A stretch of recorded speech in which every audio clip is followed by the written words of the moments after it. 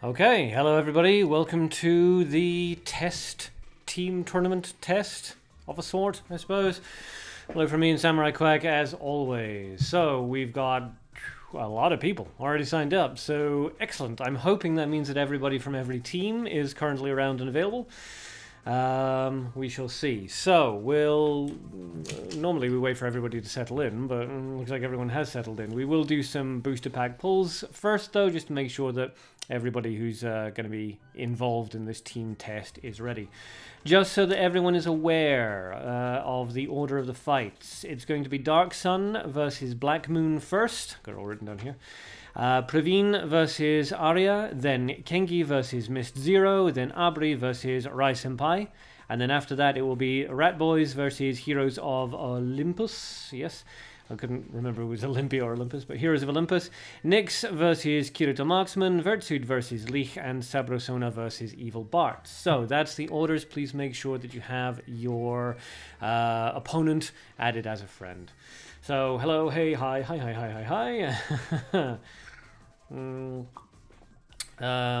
Okay, Twishua, not sure why you're shouting homosexuality, but sure. Hello. Alright, let's put that over there and this over here. Okay, so let's pull some booster packs first, while we make sure that everybody's added. So again, first fight is going to be Praveen versus Arya. Please make sure you guys are added as friends. Aqua, can I join any of the teams? This is, not right now, this is just a test, so everybody created their teams a few days ago, and the teams are going to be erased after this test. After this is over, we're going to erase the teams. I'm going to sort of narrow down the potential tournament format to like 2 or 3 possibilities, and then we'll recreate the teams and run some various format tests and so on and so forth. This is the first time we've ever done a team tournament format kind of thing, so we're gonna have to test basically every stage of it. Cool. Any of you guys watch The Grim Adventures of Billy and Mandy as a kid? Yes. I just realized Grim was Jamaican. He ends every sentence with Mon. Yes. Mist, Black Hole, Sun. Won't you come watch? Okay. I think Mist is having some sort of seizure.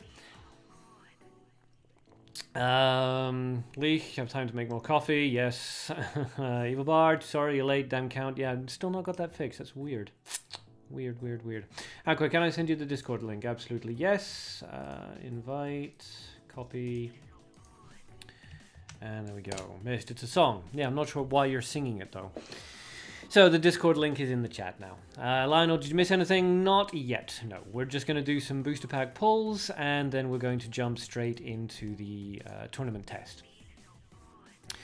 So the purpose of today's test really is to make sure, well, most of the test is already complete. It was to make sure that we actually had enough interest from people to actually create teams that people could be trusted to come up with their own teams and to add people to them.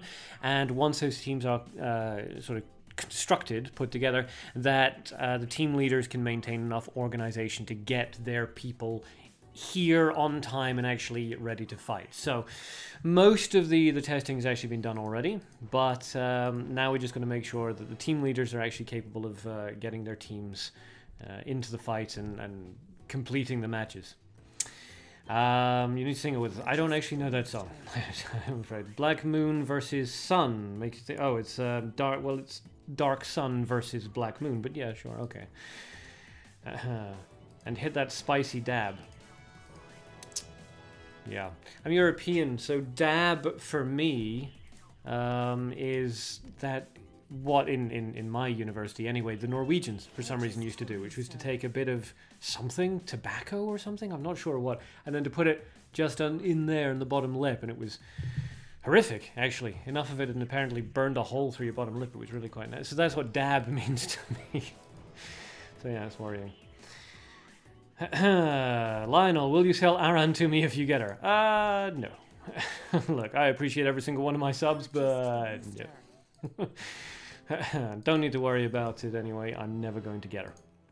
I'm never going to get any of the easy EXT cards. I've put, since I came back, I must have put like 5,000 gems worth into this, and I haven't pulled a single EXT card. And we can't even pull any, like, mutants. Never mind everything else. Mist, I don't know who my team leader is. Mist, your team leader is Arya. Arya Kmal is your team leader. Okay, well, we got some gems. That'll be good for the sub-battles. We're not doing them today, but it'll be good for when we have them. Okay, so, now to wake up Rai Senpai. Yeah, that would be good. His fight is 3rd. So, we're basically ready to make a start on the tournament test. So, Praveen versus Arya. Praveen and Arya. I see that Arya's on and around, which is great. Praveen, if you're around, please let me know. I'm just going to quickly check. Okay, well, you are online, so that's good anyway. But let me know in chat that you're around and ready to fight, and then we will spin the duck to see who goes first. Mist. Nowadays, dabs are oil-based drug. You use a special piece on bongs or pens to use. Yeah, I don't know anything about drug usage. Never done them, never needed to. People are adding each other. Rai Senpai, Jane, Oyasumi. Okay. It's not the correct use of Jane, but sure. Oyasumi. Konbanwa, Rai Senpai. Yes, an evil bard and sabre already added. Excellent. So we're just waiting for Praveen. Oh, that's interesting. We've got Praveen and Praveenji. Account and alt account, I assume. Lionel, is this a team battle already or sub battles? This is team test, basically. So we have 4 teams that were created over the weekend, and they've all come together today to fight. So we're going to have 9 fights today. 9 fights today. Arya, you're going to log in. That's fine. You're not up for... Oh, no, you are. You're up first, yes. Blah. Of course you are. Adoy. I haven't heard from Praveen. I guess we'll kind of... Oh, and he's gone offline. So, that was never a problem to begin with. All right. Praveen, you're going to use your alt account. That's fine. So, Praveen G, I assume. Okay. Rai Senpai is offering Liko Dark Betrayal for 250,000. Okay, so there's Praveen G. We're just waiting on Arya to log in. And then we will see... who the doc says should be challenged. Too sure, that was never a problem. I know I've been quoting Dylan Moran recently. I don't know why. I mean, he's a genius, but yeah. There was never a problem until we found a problem. Well, that's a if a tree falls in the woods and no one is there to hear it, does it make a sound kind of question. Can something be a problem if nobody notices it? Is it a problem if nobody notices it? Oh, philosophical question for the day. Verd wants to know if he's dueling Lee. Yes, you two are dueling. Yep. Tushua, Arc. Yes. Alright, so I see Praveen G online, I see Arya. Okay, so Praveen G is up at the top. So duck facing towards camera, and Praveen sends the battle request. Duck facing away from camera, Arya sends the battle request. Okay? Codename. Hello, neighbor. Welcome to Mr. Rogers' neighborhood. Okay, so duck facing towards the camera, that means Praveen G. So apparently Arya still needs to accept the request. Arya, you need to accept the request apparently from Praveen G, not Praveen G. There's no more CBT. I know you're suffering from no BBC, but don't take it out on me. This seems like another song quote, which I don't get. Zend, how do you determine a price for a card? You basically just look at the marketplace and see what the majority people are running their cards for, and then you undercut slightly. Tushua, no one has yet noticed the rising levels of traps in this world, yet it's a subtle problem. Oh. Well, is it though? Oh. Praveen, you've sent the request. Good. Codename, you're a noob here. That's fine. Welcome. Arya, you still need to accept Praveen G's request. Arya, please accept Praveen G. Praveen G. Up at the top there on the screen. Praveen J.I. He's decided to make things difficult for no easily discernible reason.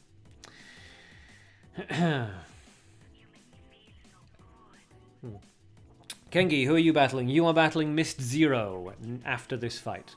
So it's Praveen versus Arya, then Kengi versus Mist, then Abri versus Rai Senpai, then Nyx versus Kirito, Vertsud versus Lich, and Sabrosona versus Evil Bart. Arya says, okay, good, good. So, who was it? It was Duck was facing towards, wasn't it? Okay, so Pravinji, when Arya has accepted the friend request, Praveen, send a battle request. Okay, so Praveen, challenge. Lionel, no one buys cards anymore in the shop unless it's for ultra cheap with losses to the seller. I wouldn't know. Ah, good, they are transitioning. Excellent.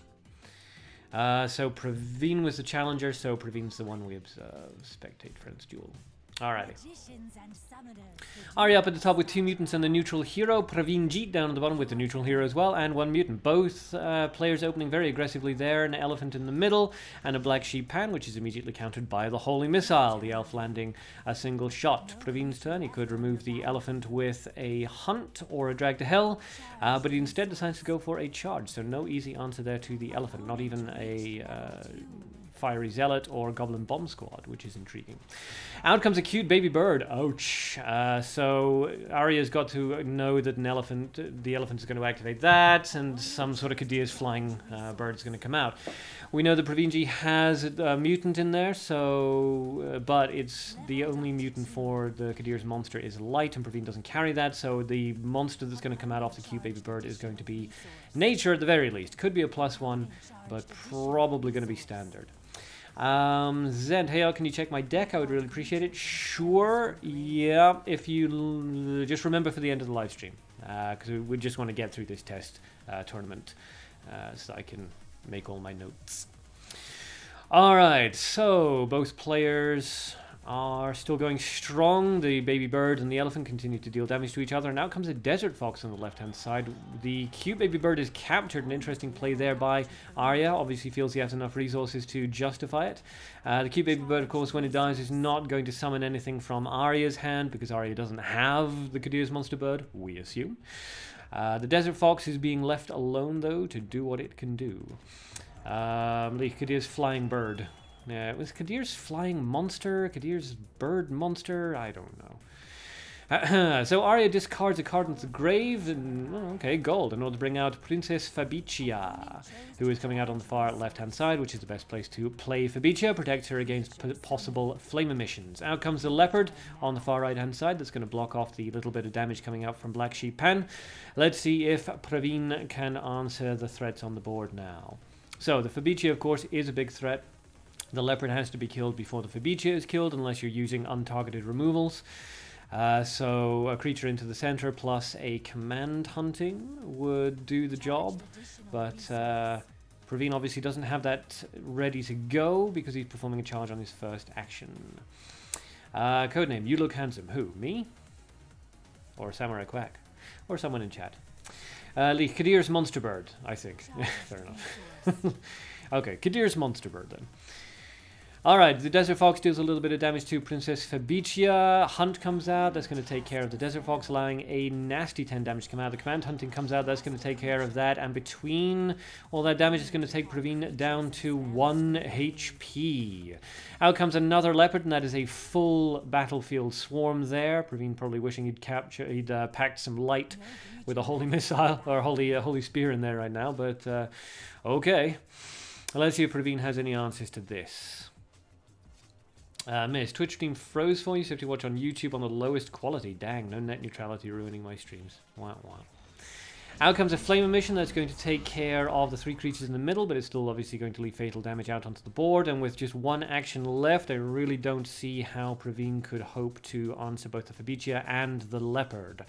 He's also not running Fene, so no chance of any shenanigans coming out there. Puppeteer Zad for leash, hoping that he'd get the 25% chance, and the Laughing Marionette would have appeared in front of one of the Leopards. Not that it would have made much difference. Arya does have enough resources for removals. As you can see there, whoop, that was amazing, says Praveenji. And Princess Fabicia will land the finishing blow. So congratulations to Arya, and well played to Praveen.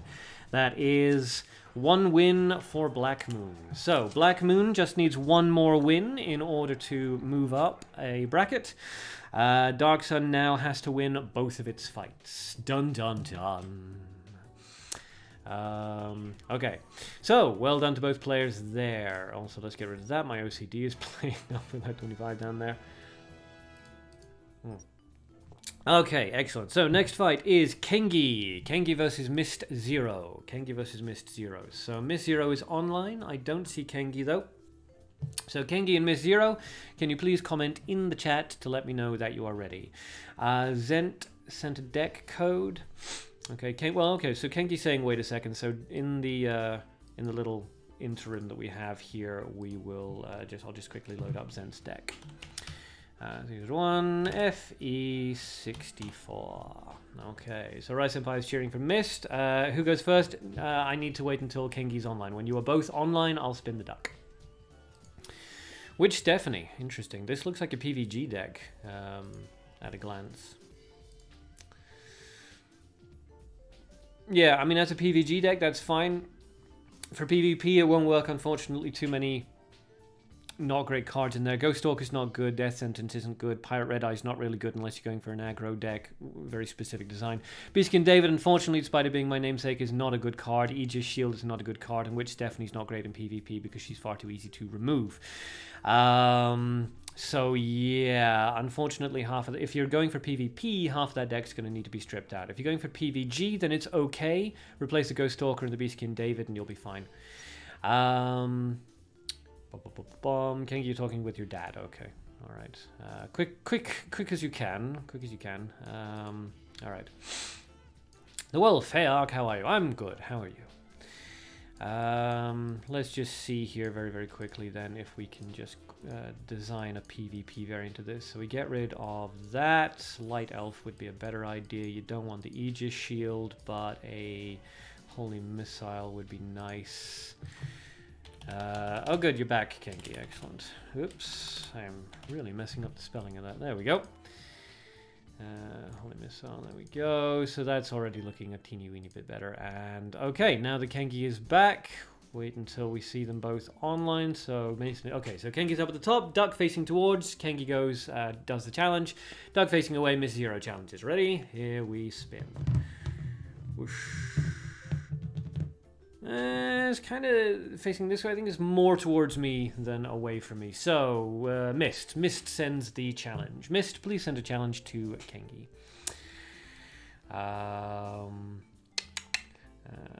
Zand, heard it, wrote it, and change it later. Okay. Leek wants to know if anyone needs Jurgen or Lilith. Mist needs the latter. Apparently needs to reach something on a top shelf. Alright, so if Mist wins this, then Black Moon is guaranteed to go up into the next bracket. So, good luck to Mist and to Kengi. Animagination Studios, I summon light mystical. Yes, it doesn't work on any sense because there's no such thing as a light missile anyway. Okay, so it was Mist challenged, wasn't it? So we'll spectate on Mist's side. Alright, Kengi up at the top with one mutant and the L hero, Miss Zero down at the bottom with no mutants and the Cheshire hero, which is quite interesting. Yeah, weird choice, but hey, cool. It's only a weird choice because her ability never activates, that's all. So, Mist opens with an aggressive Forest Keeper Imp. Kengi could defeat that with a Holy Missile, but goes for an Elephant instead, which is an interesting choice. Just going for a delay tactic until POLA can be readied up, or what? That's going to be 3 and then 2 and 3. Well, interesting choice anyway. Miss Zero could take care of the elephant by charging up this turn and then like magic missiling it on the second turn, but we'll see what he goes for. Kengi might choose to go for removal. No, goes for a charge instead. Miss Zero's turn decides to just let the Forest Keeper Imp die, which is interesting, possibly going for a nature removal on his next turn. Hellhound comes out at level 1, which is always quite interesting to see, and that's going to allow an early 2 damage to come out on Kengi's side. So Miss Zero now in an awkward position. The easy POLA play is no longer so easy, and he's forced to level up and take the 7 damage coming out from Kengi's side of the battlefield. So Kengi takes an early 8 HP lead, but Miss Zero is still doing very well for resources and can turn this around without too much difficulty. Out comes a POLA in front of the elephant, as anticipated earlier, and a charge. Just going to let that 5 damage come out from the Hellhound. Interesting. No Fiery Zealot, no Golden Bomb Squad, one would assume, otherwise it would be played in front of the Hellhound. Kengi not running blue, so Miss Zero doesn't need to worry about Amantur's blue spell circle or anything like that. The only transformation card Kengi could really have in his hand would be a Cocoon of Evolution. So Maester Sanat comes out, which is an interesting choice. When it has 4 or more energy, when it dies, it summons a Codex of Work in front of an opponent with an empty slot in front of it. That's going to activate a little bit more of Maester Sanat. It's not going to be enough for the Hellhound to kill the Maester, so out comes the Command Hunting, and down goes Maester, leaving 9 damage on Kengi's side of the field, only 12 HP for Mist Zero to play with. So let's see if he can turn this around. Not a high enough level to summon a POLA in front of that synthesized zombie, unfortunately for Mist. And the Sanat went down way too early. Out comes the Seeker Nereva in front of the synthesized zombie. And, oh, interesting. A Divine Beast of the North Black Tortoise. So, decreases the energy and turns the energy of all friendly creatures to 5 every turn. Kengi really needs to answer that Divine Beast of the North, otherwise Nereva's just going to continually generate an awful lot of energy. Doesn't remove the Black Tortoise, so now Seeker Nereva is active, and she will protect against 2 spells that are coming out. That 5 damage is still nasty. Out comes a Bard of the Red Hood. That's going to charge up the attack value if Kengi doesn't decide to destroy it. But with Nereva on the field with 5 energy, Kengi's going to find it difficult to punch through. So an Arrow of Revenge to take care of 2 of the energy, a Drag to Hell to take care of another 2 energy, and a final Holy Spear to destroy all creatures on the field. So an expensive play there by Kengi, but it does leave him with more HP than, or more resources than his opponent at the time. Now, of course, Miss Hero slightly leading. It'll be interesting to see if Miss Hero decides to go for an aggressive play here, forcing Kengi into an awkward situation. Kengi, of course, only has 5 cards left in his hand now, with 7 in the grave. Goes for a charge on turn 1. Charge on turn 2. We're going to see a control defensive play. Okay, it's just going to charge up. Kengi's going to go for a triple charge. Okay. And it's Miss Zero's turn once again. Miss Zero has more cards in hand than Kengi does, but it looks like, I mean, judging from sort of the creatures that we see here, all of these creatures are in the grave right now. So, Miss probably doesn't have that too many low-cost creatures to drop out onto the battlefield at this point. An aggressive elf coming out from Kengi there. Oh, I need to take a drink.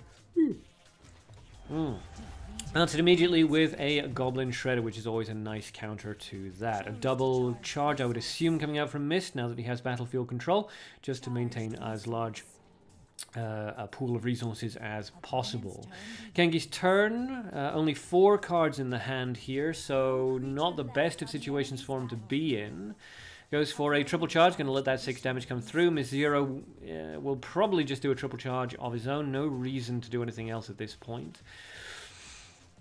Don't really want to give Kengi more targets for Hellhound and POLA shenanigans. But on the other hand, maybe wants to try to play a little bit more aggressively, force that revive on Kengi's side, which will do the 8 damage. Let's see. The Wolf, hey Ark, once summer starts I can participate in your streams. Well, I look forward to it. Out comes 6 damage from the Goblin Shredder, and out comes Linker Elvenkier. That's going to deal enough damage to kill the Goblin Shredder, and it will, of course, heal up itself and a little bit of health back into Kengi. So, Miss Zero's turn. Let's see what he decides to go for here.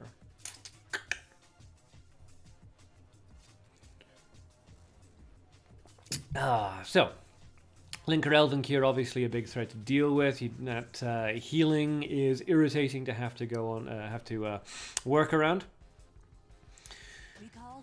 Okay, so Miss Zero is forced into a revival. Kengi's got to be really happy about that. And out comes the Nereva, and are we going to see Maester Sanat again?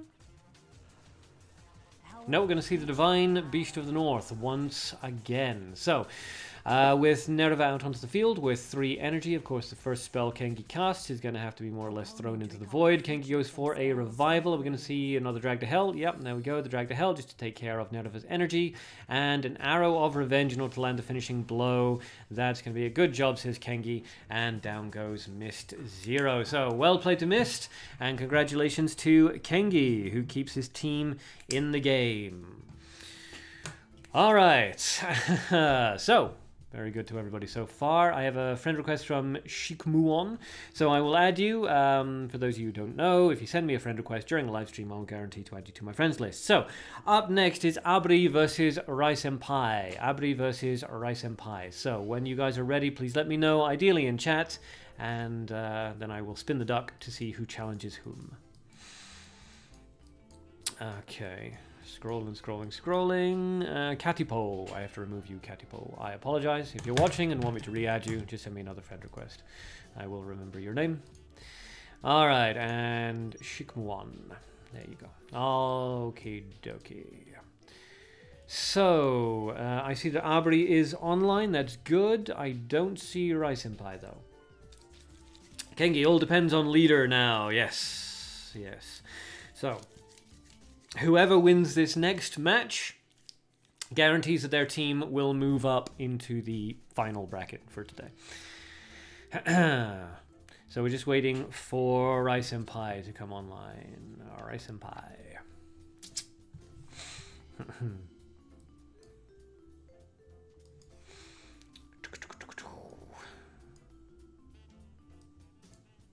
I'm assuming that I have Rai. I mean, I must have Rai Senpai on my friends list. It would be weird if I didn't at this point. Griffin is cheering for Abri. Yeah, got to cheer for your own team. Abri's gone offline. Praveen, leader will take the victory for us. That's confidence. That's confident. Abri's back online. Good. We're just waiting on Rai Senpai. Rai Senpai. She is MS Doni of our team. I do not know what that means, but okie dokie. Hope you haven't just tricked me into saying something rude. Alright, standard tournament rules for lateness apply if Rai Senpai is not online in 5 minutes. Then the win will automatically go to Team Dark Sun. I know he was around like at the beginning of the live stream. Don't know where he's gone now. So if anybody has a direct line to Rai Senpai, maybe get in touch with him and let him know he has 4 minutes. 4 minutes before Team Dark Sun wins by default.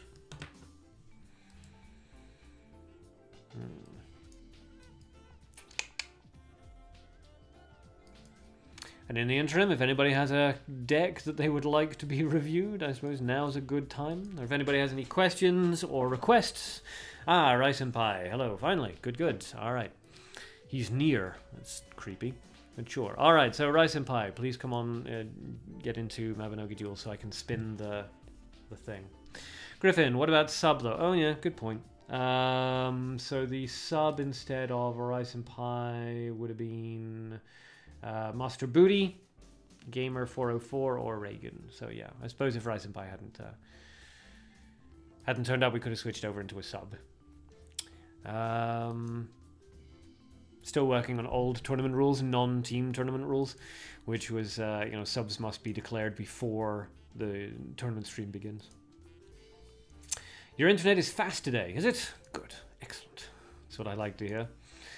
Living in Scotland, whoops, that's the exception rather than the rule. Quick reply to chat, nice. Okay, good, I'm glad. We know that Rai Senpai is around, just waiting for him to come online.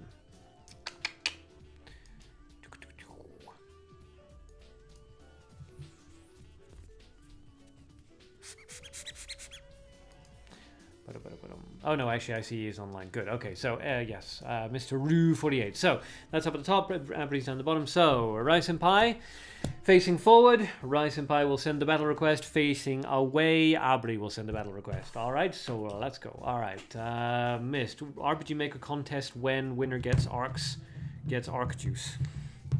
Never. Your mortal bodies couldn't handle it.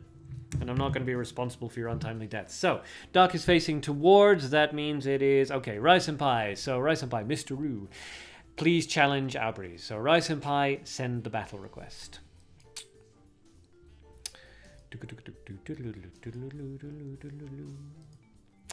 But yes, as for the RPG Maker stuff, I'm not entirely sure when we're going to jump back into that. Hopefully not too long. I suspect... Once we're done with the testing, which should be the end of next week, done with the testing for the team stuff, I suspect that we'll be we'll start doing RPG Maker streams and Duel of Summoner streams and all that kind of stuff. Alright, so Rai-senpai was only sent the battle request, so we'll spectate from his side. Abri up at the top with the Castiff hero, fantastic, and 2 mutants. Mr. Roo down at the bottom with the Skald hero, my favourite, and no mutants. Both players playing defensively so far, it seems, just charging. So let's see how this goes. Castiff, of course, not a bad hero, honestly, to choose. His ability can kind of screw you over before you get below 50% of your health, but then after that, the ability only works for you, so it doesn't work out too badly. Both players just charging and leveling up here. Interesting. Leak, I mean, Arc Juice is worth 1 life. Arc Juice would kill you all, though. You see, that's the problem. I can't run the risk of having it mass-produced. Terrorists could spread it around the world, get it into the water supplies. Yeah. Alright, so an aggressive Suspicious Peddler and a Forest Keeper Imp come out on Rai-senpai's side. Let's see how Abri decides to answer this. A Light Elf in front of the Suspicious Peddler, which will of course kill the Suspicious Peddler before the Suspicious Peddler kills it, but it's not a defensive card. So if Mr. Reed decides to remove it with a Hunt, that would still be a pretty good deal on his side. Fireball comes out, takes care of the Forest Keeper Imp, and it is Mr. Roo's side. Turn. So a Hunt onto the Elf would result in some good trade-off there, which is what he goes for. Slightly more resource cost, but it guarantees you get 5 damage off on your opponent before one of their level ups, which means that it's even more valuable than getting the damage off at level 3. The damage comes out from Suspicious Peddler, and an aggressive Elf is dropped. So, Abri's turn, once again. Let's see what they decide to go for here. A Hunter Piole comes out onto the Elf, and an Amantur's Blue Spell Summoning Circle. So, the Elf was answered for, I think, slightly more than its cost, but it still leaves Abri in an okay position. Going to take that 5 damage from the Suspicious Peddler, and Mr. Roo can now choose to, I was going to say charge up and level up, but goes for a Revival into a level up. Generally, you don't see revivals before level 3, because obviously the less HP you have when you level up, the less HP you gain when you level up. It's based off your current HP, not your max HP. So interesting to see a revival there, but it doesn't seem to have done Rai-senpai any harm. Out comes an aggressive Magician Masked Field alongside that Suspicious Peddler, and I assume we're just going to see a double charge up here. Yes, we are. Arc Juice is tempting. Yes, it's very seductive. It's apple juice. Jesus. That would be a very red apple. Out comes a Holy Spear. That's not going to kill Liana, of course, because the Magician Masked Field's ability will activate and put her into the cutting box. And because the Suspicious Peddler was technically killed by a spell, it does cause another discard into Abri's grave. So Abri with only 6 cards in the hand now, Mr. Roo with 10, back to 12, okay. An interesting choice there for the revival. Let's see what it decides to do with it. An aggressive Forest Keeper Imp comes out on the far left-hand side. Will we see another aggressive drop into the center? We do. There goes the Suspicious Peddler once again. Abri now faced again with 2 creatures out onto the field. And no super easy way of dealing with them. So let's see what she decides to go for. Zohaib, hey Ark, how are you? I'm good. How are you? Find it. Why use that on Elf? Assume she had a reason. Out comes Linker Elvenkier. That's going to kill the Suspicious Peddler without activating its ability, and will heal Abri up a little bit. Now, an Undine Akora -1 coming out onto the field, which is quite interesting. And there's the healing. So, Mr. Roo in an interesting position here. Can just straight up murder that Linker Elvenkier and just trust that the Forest Keeper Imp will kill the Akora in time. Could, if he has it, an Illurin or a Varam Kahan would also be good choices here onto the Linker Elvenkier. Out comes a Firebolt. That's going to weaken the Undine enough for the Forest Keeper to kill it because of the lucky defense drop there. The question is what to do, if anything, about the Linker Elvenkier. Goes for a charge on the second action. Let's see.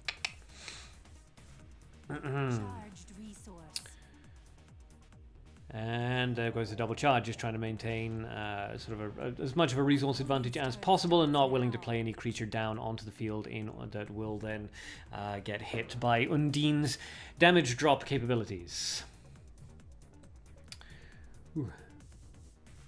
Opponent accumulated resource. Opponent charged additional resource. All right, there we go. So Linker Elven Kier's ability continues to activate, and Mr. Rue is now in an awkward situation where he really does need to deal with that, and out comes the Paralyzer Illurin. Okay, so Paralyzer Illurin safe for this turn because you don't want to have to deal with the attack drop off that Undine, and that will be the... oh, interesting. Okay. Linker Elven Kier is going to get off the field now. 4 damage coming out from the Forest Keeper Imp, and an aggressive elf on the far right-hand side. Mr. Rue really just playing his creatures down here. That's 15 damage out onto the field that Abri definitely needs to block, but Mr. Rue has put himself into an unfortunate position, well, not an unfortunate position, but definitely a weaker position resource-wise. If Abri can answer these for less than their play cost, then she could be in a strong position here. Goes for a Forest Keeper Imp to block Rice and Pie's Forest Keeper Imp, and an Elf to block the Paralyzer Illurin. And interesting choices there. Neither one of those creatures, of course, really defensive creatures. If Mr. Rue has removal spells ready to go, this could work out quite badly on Abri's side. So let's see. Zant, I always want to know what that red drink is. It's Arc Juice. Wizalathi, hello everyone. Anyone wants to trade 10 gems? If anyone wants to trade 10 gems, do let them know. Okay, Ice Spear comes out, takes care of the Forest Keeper Imp in front of the Forest Keeper Imp, and damages the elf enough that the Paralyzer Illurin is going to kill it. Mr. Rue left with 1 action, goes for a revival. Very revive heavy, Mr. Rue. Interesting plays there. You would have expected a charge to gain some of the resources back, but okay. A discard into light for a Holy Spear, one would have to assume.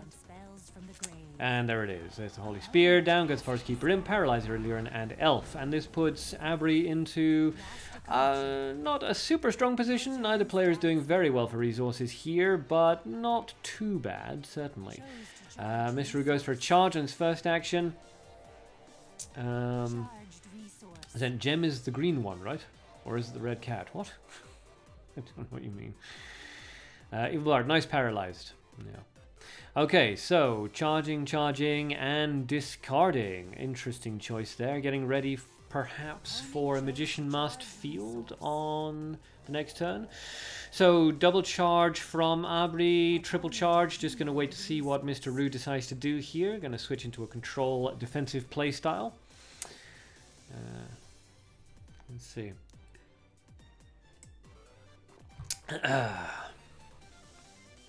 Okay. Chat's... I'm not managing to keep up with chat, so it's getting weird for me. Another revival from Mr. Rue there. 4 damage, not too bad. Still leading by a significant margin. 2 actions to go. Could play aggressively, or could just go for a double charge. Nope, going to go for the aggressive play. An interesting choice. And out comes Magician Masked Field. That is going to be difficult for Abri to answer. That's 3 creatures out onto the field, and not really enough resources to deal with them all. So let's see what she decides to go for. Mr. Rue, of course, that's a really strong resource play. He's left with basically nothing for his next turn. He's pretty much locked into a triple charge on his next turn. So let's see if Abri can take advantage of the situation.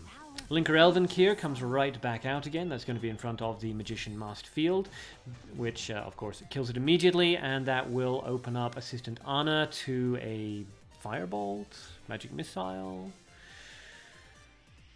Not ideal for Abri, given that the elf still will take her down to 1 HP. So the Fireball comes out. That's going to take care of the Assistant Anna, and Abri charges on the 3rd action. The Linker Elven Kier does heal her up a little bit. The elf is going to take her down now to 6 HP. So once again, Mr. Rue really needs to deal with that Linker Elven Kier. Cannot afford to have it keep charging Abri's health right back up again. But with 3, 3, and 2, I'm not really sure what they could go for. So a discard into nature. Another discard into nature into a command hunting, or a hunt rather. There's the hunt, down goes Linker Elven Kier, and Abri is down to 6 HP. So 2 more hits from the elf will be fatal.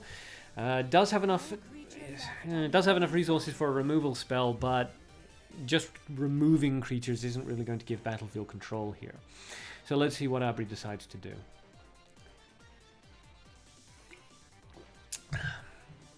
Also, it's a constant source of distress and dismay to me that they removed the jiggling physics when you hit the opponent creature, because Castiff's jiggling belly was just the best thing in the game. No more belly jiggle. Wah, wah. Alright, Abri charges up on the first action, and it's because of Skull's ability and it going into nature. She does actually manage to get 1 HP back off that. Another charge which goes into light, so the resources are getting nicely balanced out there, and a light elf comes out in front of Mr. Rue's elf. So, let's see. Mr. Rue's elf will, of course, kill the light elf before it gets killed, barring any removal spell stuff. A discard into blue for a firebolt. Yep, down goes the elf, and I have to assume a charge. Oh no, an arrow of revenge, and alongside the elf that is in fact going to land fatal damage. Down goes Abri. So congratulations to Mr. Rue, and well played to Abri. It looks like Team Black Moon are going to move up into the finals. Team Black Moon moves up into the finals. Okay, whew. Why nerf the belly? Yes, don't nerf the belly. Love the belly. Embrace the belly, if you can, without getting, you know, sucked into its folds and suffocated to death. But still, what a way to go. Alright, so congratulations, Team Black Moon. Black Moon moves up into the finals. Again, it's a test. Don't take it too seriously. But still, good job. Alright, next up we have Rat Boys versus Heroes of Olympus. Rat Boys versus Heroes of Olympus. So, first of all, we have Nick Stalker versus Kirito Marksman. Nick Stalker versus Kirito Marksman. Evabar, some people are still in Discord, really active during live stream. Well, that's also good. If anybody wants to get involved in the Discord, I'll post the link. In fact, I mean, you'll probably have seen it by the time I'm done talking. But there's a link if anybody else wants to get involved in apparently the extremely active Discord. Alright, so, as I was saying, Nick Stalker versus Kirito Marksman. Nick Stalker versus Kirito Marksman. Good game, good game, good game, says people. Mr. Rue, nice. Good, says Praveen. Just, he's the silent type. Good. And a little nod. Alright, so, Kirito Marksman is online. We're just waiting for Nick Stalker. If Nick Stalker does not appear, then SWAT is the sub. So get ready just in case. Alright, missed. Is it okay if I exchange some of my cards? I'm using the same deck for the tournament. Yep. Yeah, it's a live stream rule, so you can use as many decks as you like, as many cards as you like, provided they're not gimmicks or Lilith. It's fine. Nyx is ready. Good, good, good. Excellent. Alright, Nyx, so just waiting for you to log in. And then I will spin the duck. Well, once you've logged in, I will spin the duck and we'll see who's first. So Nick Stalker versus Kirito Marksman.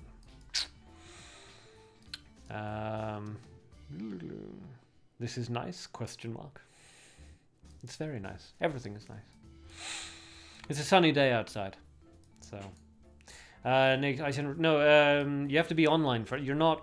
I don't see you anyway on my list here. So are you actually in the game at the moment? Because I don't see you. Let's go next. Embrace your rat power. So hey, Bark, can I play? Not today, unfortunately. We're doing a battle, a team tournament test today. So it's only people who signed up on the Discord for the team tournament. And why rat? Because rat boys. Okay, good. There's Nick Stalker. Alright, so Nyx is at the top, Kirito is at the bottom. So duck facing towards, Nick Stalker, duck facing away, Kirito. Alright, ready? Here we go. Spin, spin, spin. Shoom. Wow, this is a long spin. Alright, facing towards me, which means it is Kirito Marksman. Okay, so Kirito, please send a battle request to Nick Stalker. Kirito, send the battle request. Oh, live stream rules and I'll be using a completely different deck. That's fine. Again, this isn't testing the format or deck restriction usage. This is literally just testing team formation and the ability for the team leaders to actually get their team into the fights and so on and so forth. Arya, I can feel the Black Moon will win. Well, you're the team leader, so I should hope you have that feeling. The moon is black here because it's 9:45 now. Well, the moon should be white. Generally, the moon is bright during the night time. So, Kirito, when you're ready, please send a fight request to Nick Stalker. Kengi's cheering for Nyx. Oh. Evil Bard, go Kirito. Revenge me. Revenge me. Avenge me. Don't revenge me. That's a completely different thing. Kirito was the one who sent the request, so we'll spectate from his side. Missed. New Moon. Should still be there, though. Alright, so Kirito Marksman down at the bottom with no mutants in the Skull hero. Nick Stalker up the top with the L hero and 2 mutants. Kirito begins. Let's see if we're going to see aggressive or defensive plays here. Arya, it's cloudy outside. Okay, fair enough. Well, the moon's not black. You just can't see it.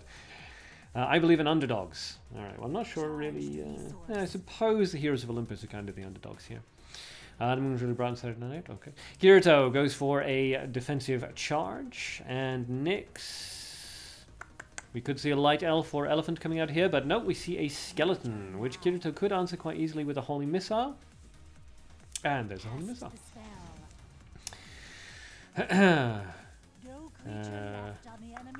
Chat, revenge me. I ate the last ice cream bar and you didn't get to eat any. Now you can revenge Mist Zero. Although, again, revenge isn't a verb, so... It's still grammatically incorrect, but never mind. Alright, so an elf comes out in front of the citizen, which Nick Stalker isn't going to worry too much about because the elf's going to kill the citizen, of course, but that means that Nyx gets 1 light back. So, there he goes. And Nick Stalker almost certainly follows suit. There we go. So we've got the elf and citizen both just sort of chipping away at each other. Nick Stalker technically HP advantage, but it's 1, so who really cares? The Goblin Shredder comes out. That's going to put another light into Nick Stalker's pool.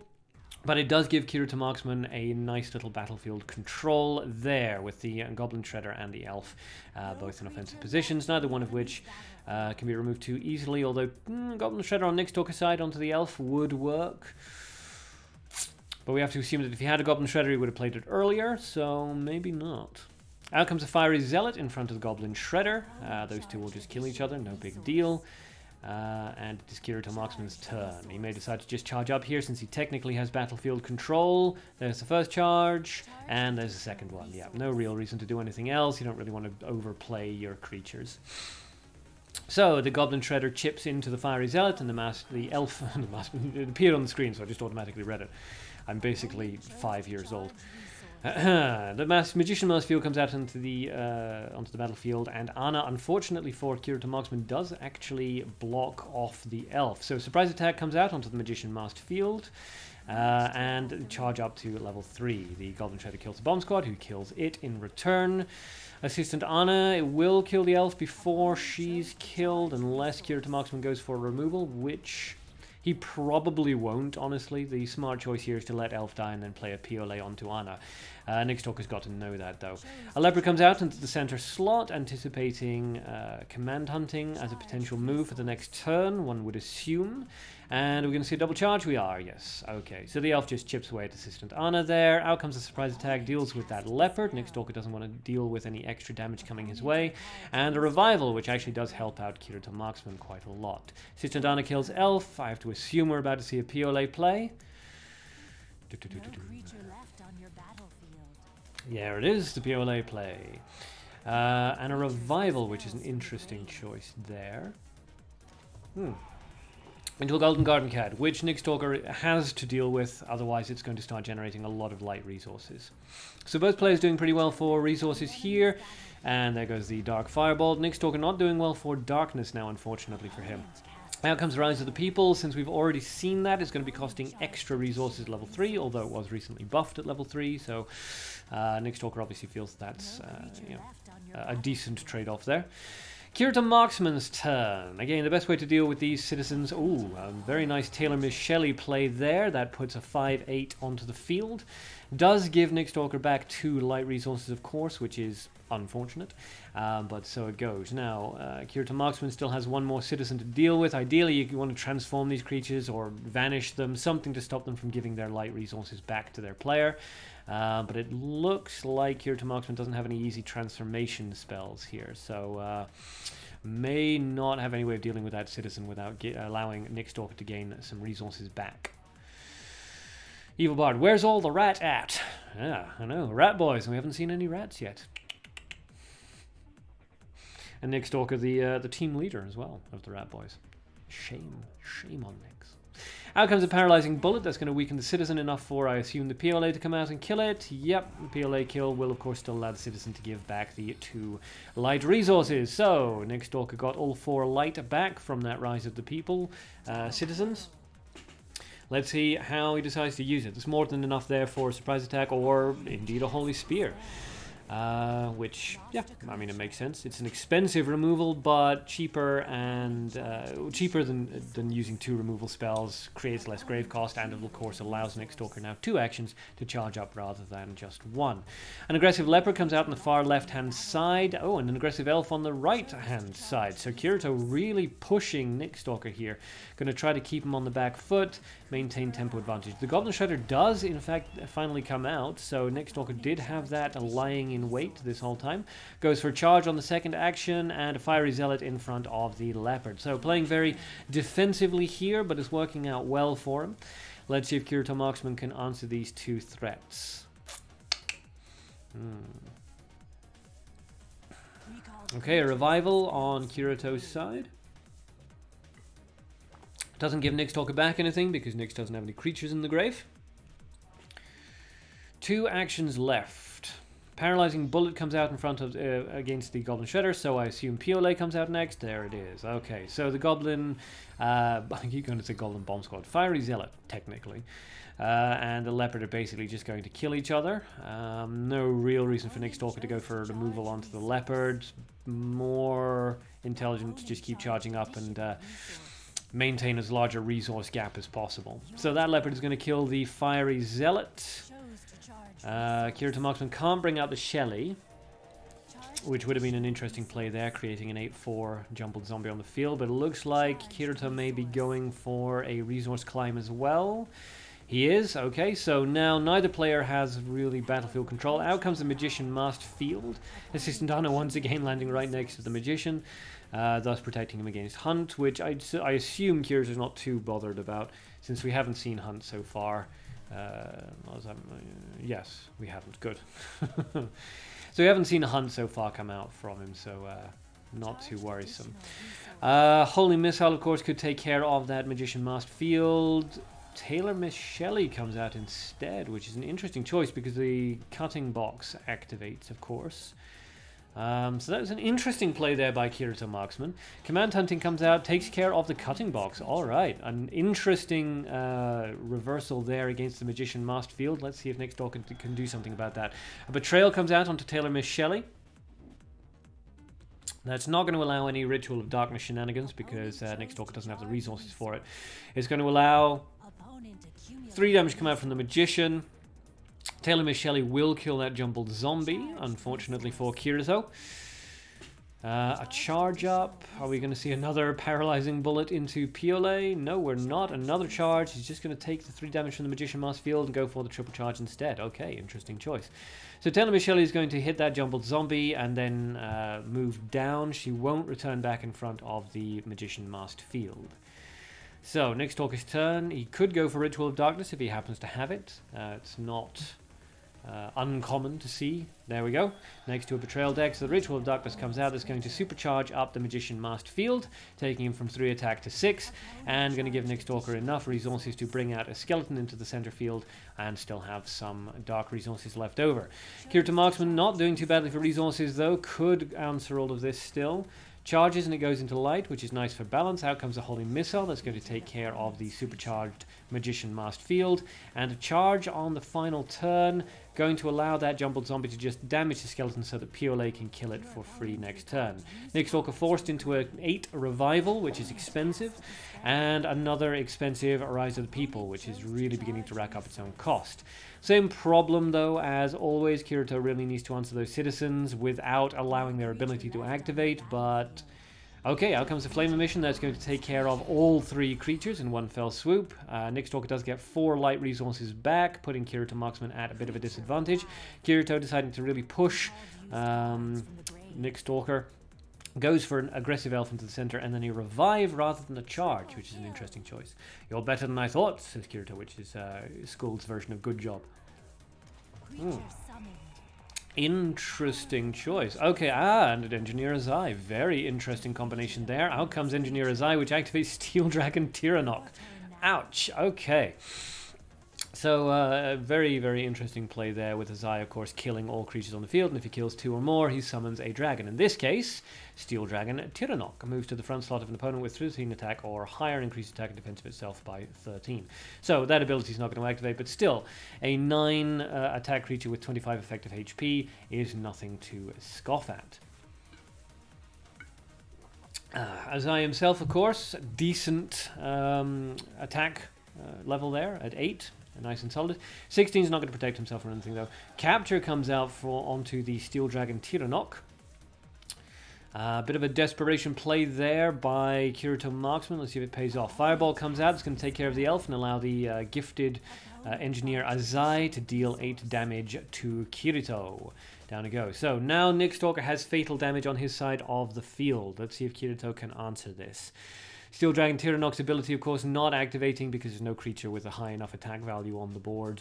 A discard into light, so we have to assume a surprise attack, but that would take a double discard. There it is, the double discard into light, and the surprise attack coming out onto the Gifted Engineer. Bingo bango. So both players running a little bit low on resources here, although Nick Stalker doing pretty well for gold, and not too badly for darkness.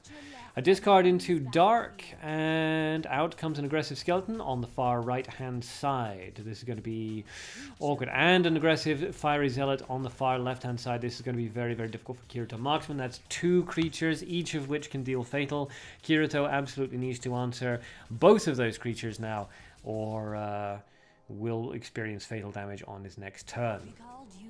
A revive from the grave, because really, why not? The fatal damage is on the board anyway, so the difference between 1 and 8 HP is practically no difference. Good job, says Kirito Marksman. I think we're going to see a double charge here. No immediate answers. A single charge. And the sportsman-like double charge. So Kirito forfeiting the match, effectively. Nick Stalker going for a sportsman-like triple charge as well. There it is. And the Fiery Zealot will land the finishing blow. So, well played to Kirito Marksman there. He managed to maintain tempo for a significant portion of that fight. And congratulations to Nick Stalker. That is round 1 to the Rat Boys. Round 1 to the Rat Boys. Vertsuit, this is a good match. I agree. Very good match. Alright, so exciting start to the Rat Boys versus the Heroes of Olympus fight. Next up, we have Vertsuit versus Lich. Vertsuit versus Lich. So, when you guys are ready, please let me know in chat. I see Lich is online. I don't see Vertsuit, but then I honestly am not sure if I have Vertsuit on my friends list anymore. I should do, but I'm not 100% sure. Anyway, both Vertsuit and Lich, when you guys are ready, please let me know in chat. Vertsuit, let me get on. Okay. Rise of the People. Okay, I know it's a good thing. Lich, you're here. Yep, I know. I can see you. Good. I don't see Vertsuit, and I wasn't sure whether that was because he wasn't on MD or if he wasn't actually on my friends list for some reason. So as soon as Vertsuit appears on my friends list, we will spin the duck and get to the second fight.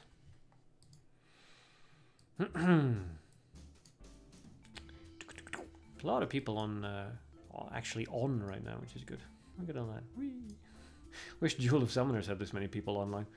Like, just in general.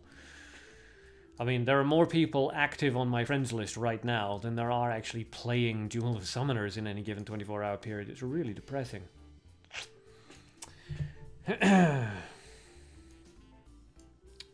Alright, I still don't see Vertsuit. Not sure if that's because he's not online or again if he's not on my list for some reason. So Vertsuit, when you are online, when you're actually in Mabinogi Duel, comment in chat, would you, to let me know, just so I can be absolutely sure whether or not you're actually on my friends list.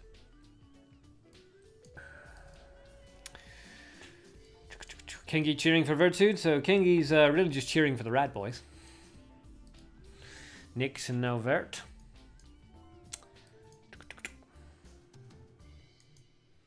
Still waiting.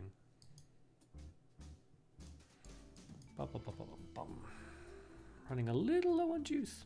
I have to start rationing that out.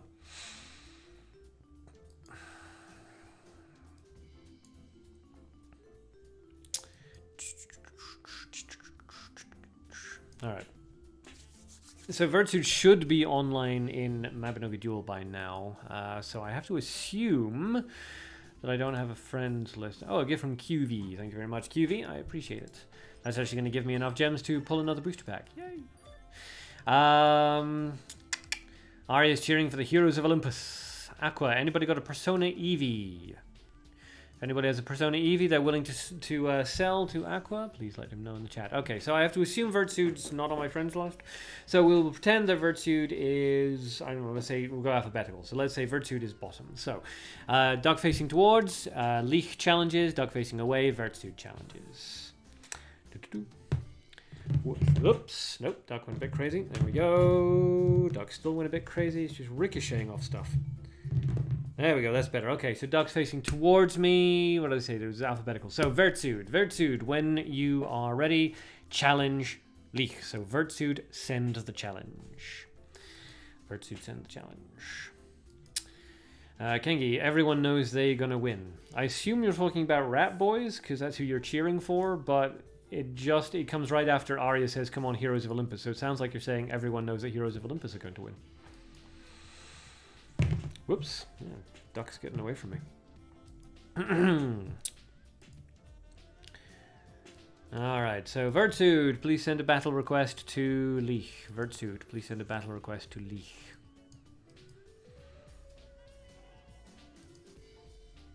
A lot of people fighting here now too. Look at all this.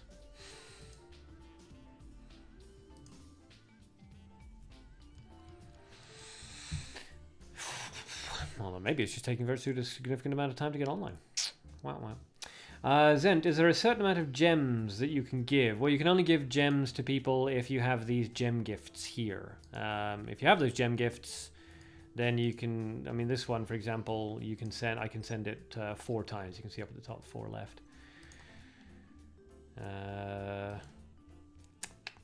Evil Bard, you're gonna get crushed. Okay, not sure who that's in reference to, but alrighty. Rat Boys. Just clarifying that that's who he wants to. That's who he thinks is going to win. Okay. Well, I mean, if Vertude doesn't actually get onto Mabinogi Duel soon and challenge, we're going to have to switch to thingy sub. I'm going to have to switch to a substitute. So Vertude has. I've given him 5 minutes is the rule, so let's say 3 minutes have already gone past. So Vertude, you have 2 minutes. Oh, looks like they're in. Okay, never mind then. Good. Whew. Finally. Alrighty. Okay, so Vertude up at the top and Leech down at the bottom. Vertude with 2 mutants and Leech with the same. An aggressive peddler comes out from Leech's side of the field, and Vertude could answer that with a holy missile, but of course that will jump or junk another removal card or spell card into the grave, so may not want to go for that. Let's see what he decides to play here. Fiery Zealot would also work. So lots of choices. He's thinking about it. There's the Fiery Zealot, as anticipated, in front of the Suspicious Peddler. So nothing really for Leech to do there. No point in killing the Fiery Zealot. The Suspicious Peddler is going to die anyway. But then, you know, if you don't kill the Fiery Zealot, then blah. So, yeah, it's an awkward situation. If you have no counter for the Fiery Zealot after it's been played, then you have to remove it, which is quite expensive. So that worked out as an even resource trade there for Vertude. 2 cost for effectively 2 cost on Leech's side. Both players going for the level ups, and it's over to Leech once again, who plays an aggressive Crusader right into the center of the field. Always interesting to see creatures being played into the center of the field when the person's not running command hunting, although you never know. Leech could have a light command hunting, always a possibility. Vertude's side, hunt, surprise attack, or POLA indeed, would all work. This is the difficulty with the Crusader, of course. He's always highly vulnerable to POLA. So that worked out very nicely for Vertude. Leech goes for a more control-based style on his 2 actions and goes for a double charge, just trying to maintain as much of a resource lead as, well, a resource parity as possible, I should say. Vertude playing control style, going for a double charge of his own, wants to maintain as much of a lead as he can. Over to Leech now. Goes for charge on the first action. And Magician Master Field on the second, which allows him, well, puts him into a position for being able to level up to level 3 on the next turn. Virtude, of course, could remove the Magician with a Holy Missile, and that's exactly what he does. Assistant Anna can't be killed by PLA at level 2, so Virtude goes for the level up. Going to take that 6 damage and drop a PLA in front of Anna on his next turn. Leek follows suit with the level up and goes for a charge, just going to accept the Anna death. She does manage to deal 6 damage though, so the Magician Master Field may not necessarily have paid for its cost perhaps, but that did work out quite well. A Detective Christie +1 comes out, always an annoying deck to fight. These we have to assume that in light, Virtude also has a light Christie +1 as well, so at least he's going to have to deal with this nonsense now. So, let's see what he decides to go for. The Christies, of course, very easy to remove, but also extremely cheap. A Light Hunt comes out, and that takes care of the Christies. And Leek goes for a double charge. Yep, goes for a double charge. One of the resources once again going into there, and as predicted, there's the Light Detective Christie +1. Not technically a gimmick deck, but extraordinarily irritating to fight against. So once again, let's see how Leek decides to answer this.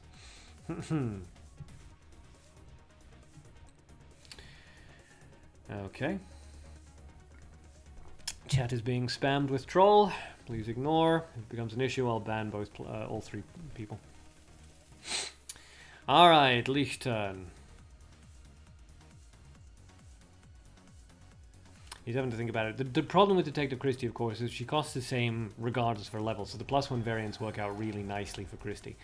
No extra cost on them. Going for a charge. Going to let Detective Christie summon that Arthur. Interesting choice. Okay. The air bomb is dropped, and Bluesy Floozy does have 9 damage out, but of course the Beast Arthur is going to deal fatal damage regardless, I assume. With the highest attack, yes. And now comes Linker Elven here. That's going to destroy the Bluesy Floozy. It wasn't really necessary, but sure, okay. And Detective Christie absorbs the clue and generates a whole bunch of resources. So, generates a whole bunch of energy. The air bomb goes off, damages the Beastkin Arthur, damages the Linker Elven here. Leek is in an awkward situation here. PLA, of course, would take care of the Arthur +1, but then you've still got Linker Elven here to deal with, and that Detective Christie is ready with 4 energy to summon another Arthur. Out comes a Hellhound that's going to take care of the first Arthur, and a surprise attack, Holy Missile, Magic Missile.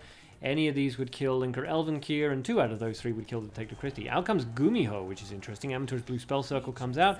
That's going to kill the the Linker Elven here, and Choryung is transformed. So the Christie brings out another Arthur. That's going to target down the Choryung. Not going to kill it, but if Virtue decides to Holy Missile, can he Holy Missile into the Choryung?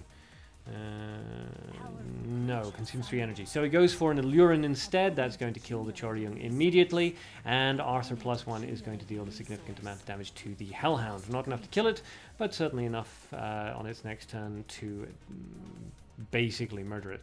Of course, Virtude could go for a Holy Missile onto the Hellhound on the next turn and go just get Arthur to hammer right into the HP, but now that the vampire's out on the field, that's not going to happen. A defensive vampire, mana +1, comes out from Leek's side. The Hellhound deals a certain amount of damage to the Beast Arthur, and it's Virtude's turn. So a Flame Emission here would work quite nicely. Let's see what he goes for. A double charge, first into nature, second into gold, which thanks to Tina's ability does heal Virtude up by 1 HP. Kengi, boo boo, Rise and Pie, ban double Christie. Alright, so no special plays there by Virtue, just going to keep going as they're going. The vampire is going to kill that paralyzer Illurin. The Hellhound, of course, not going to kill the Beastkin, or the Beast Arthur, not the Beastkin, the Beast Arthur, because of its paralysis. Virtue has more than enough resources at this point to resummon both of his Detective Christies. So out comes a Lizardman Defender, interesting choice. Leech just kind of ignoring that Beast Arthur, which is intriguing. Not killing that Light Detective Christie +1 either, which works out very well for Leech. You do not want to kill the Detective Christie +1s because it just allows them to be immediately resummoned again. Out comes the Holy Spear. That's going to wipe out the field, and Virtude's going to bring out the double Christies once again. So there's a Resurrection. Here comes a double Christie. Bingo bango. Out comes a double Christie. So, Leech in an awkward situation here. Got to keep dealing with those double Christies. Always an absolute pain in the backside. An imagination. I really do want to get that Tina skin. Tina skin sounds weird. Yeah, it does. But also, yes, I get what you mean. It's a really cool skin. I'm pretty sure you can buy it from the skin shop, and I mean, all these things get like 500,000, it's quite ridiculous. So, Detective Christie, of course, summons the Arthur, no big deal, we kind of expected that. Now comes a Goblin Shredder, aggressive Goblin Shredder. Interesting choice there. Forcing Leech to respond to 2 threats. The Detective Christie absorbs the clue, so she's ready to summon another Beast Arthur. Which does put Leech into a very awkward situation here. The Beast Arthur and the Goblin Shredder are, of course, the big threats here, because Arthur's going to be summoned on the next turn, but it will still have summoning sickness. So you've got to get rid of the Beast Arthur that exists and the Goblin Shredder first. MHMH, hello, hello, welcome, welcome. Okay, so Leech charges on the first action and it goes into mana. Probably not ideal, but we'll see. Bluesy Floozy comes out. The air bomb goes between the Arthur +1 and the Goblin Shredder. When it detonates, it's going to deal 7 damage, which isn't enough to kill either one of them, unfortunately, for Leech. So let's see what he decides to go for here. Let's cry, he says. Yeah, because the Beastkin Arthur is simply going to kill the Bluesy Floozy on its next turn.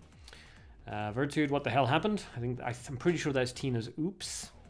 And now comes a Crusader in the middle. That's really not going to help. Out comes another Beast Arthur +1. And Virtude really doesn't need to do anything here other than just double charge.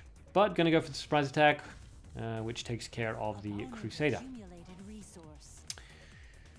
That's going to allow the Beast Arthur to kill the Bluesy Floozy. Down she goes.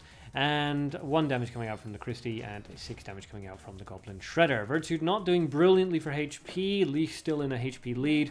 But of course, all Virtude needs to do is just keep on summoning the Detective Christies.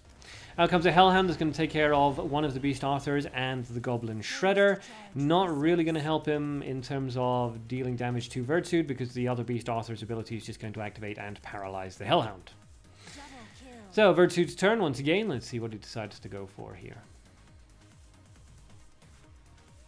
Out comes a Holy Missile. Just going to get that Beast Arthur to do its 12 damage directly to Leech. And there's the other Detective Christie +1.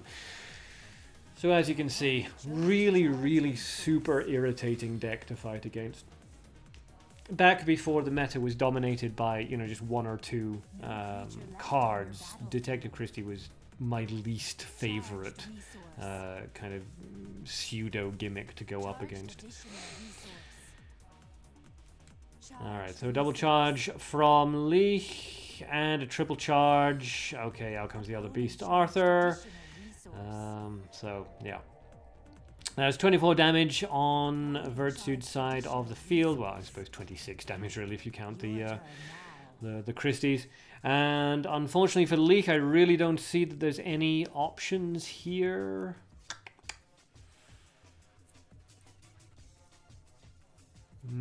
Tricky, certainly. Not enough for a Holy Spear, even if Leech had one. I mean, a Firewall would work, but again, Virtue's got more than enough light and gold to just immediately resummon the gold, to resummon both Christies again. Out comes Vampire +1, a charge and a discard. Yeah. All Virtude needs to do now is use nature to remove that vampire. Down the vampire, well, the vampire goes there, and then another one.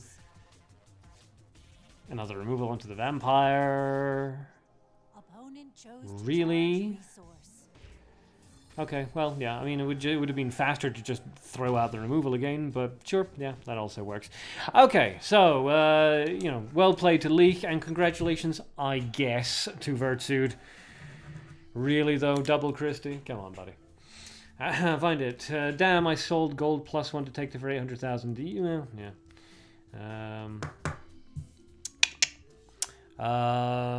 Let's see. He may wobble up it up dub. Yes.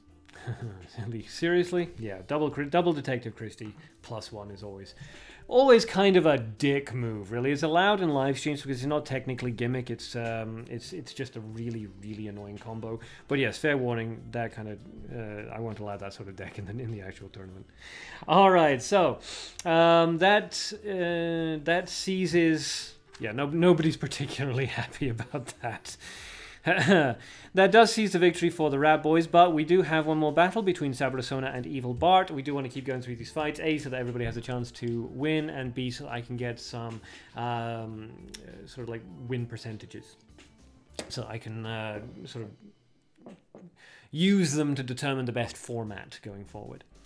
Okay, so next up is Sabrosona, otherwise known as Elonisama versus Evil Bart. So, Elonisama versus Evil Bart.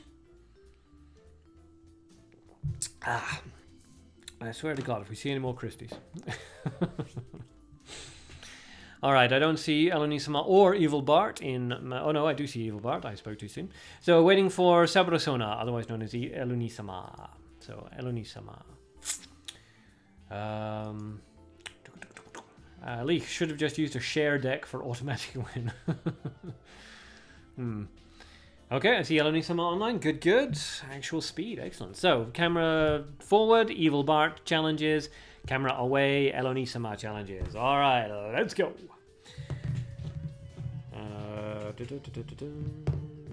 And forward. Alright, so that is Evil Bart. Evil Bart, please send the challenge. Missed, I'm not dueling again today, right? You are dueling again because your team won. You'll be dueling against the Rat Boys. So, Future Moth, welcome. Oh my goodness. Who did I say? Evil Bart. Evil Bart, send the challenge request. Yes, Moth, hello. Kengi Lee has my respect. Evil Bart's going to destroy Elonisama, which is not very gentlemanly, but sure. So Leek used to technically Vert didn't use any broken EXT cards. Dude, seriously? Are you legitimately going to try to claim that Gumiho is a broken EXT card? Gumiho? Listen, if you want people to take you seriously, don't say things like Gumiho is a broken EXT card. Little hint.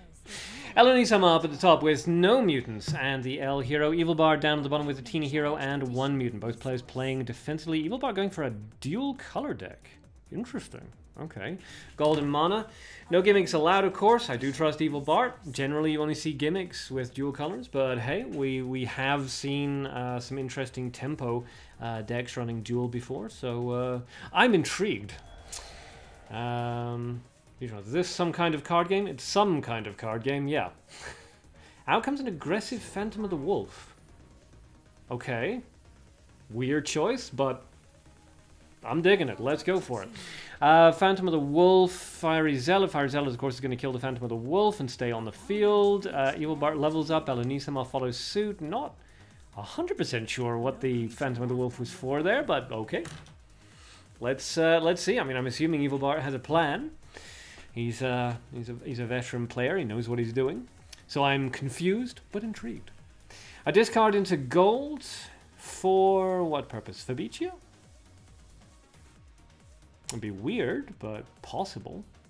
Could also be a summoning commission. Well, whatever it wasn't... Yeah, okay, so it wasn't to summon a creature. Assume summoning commission then.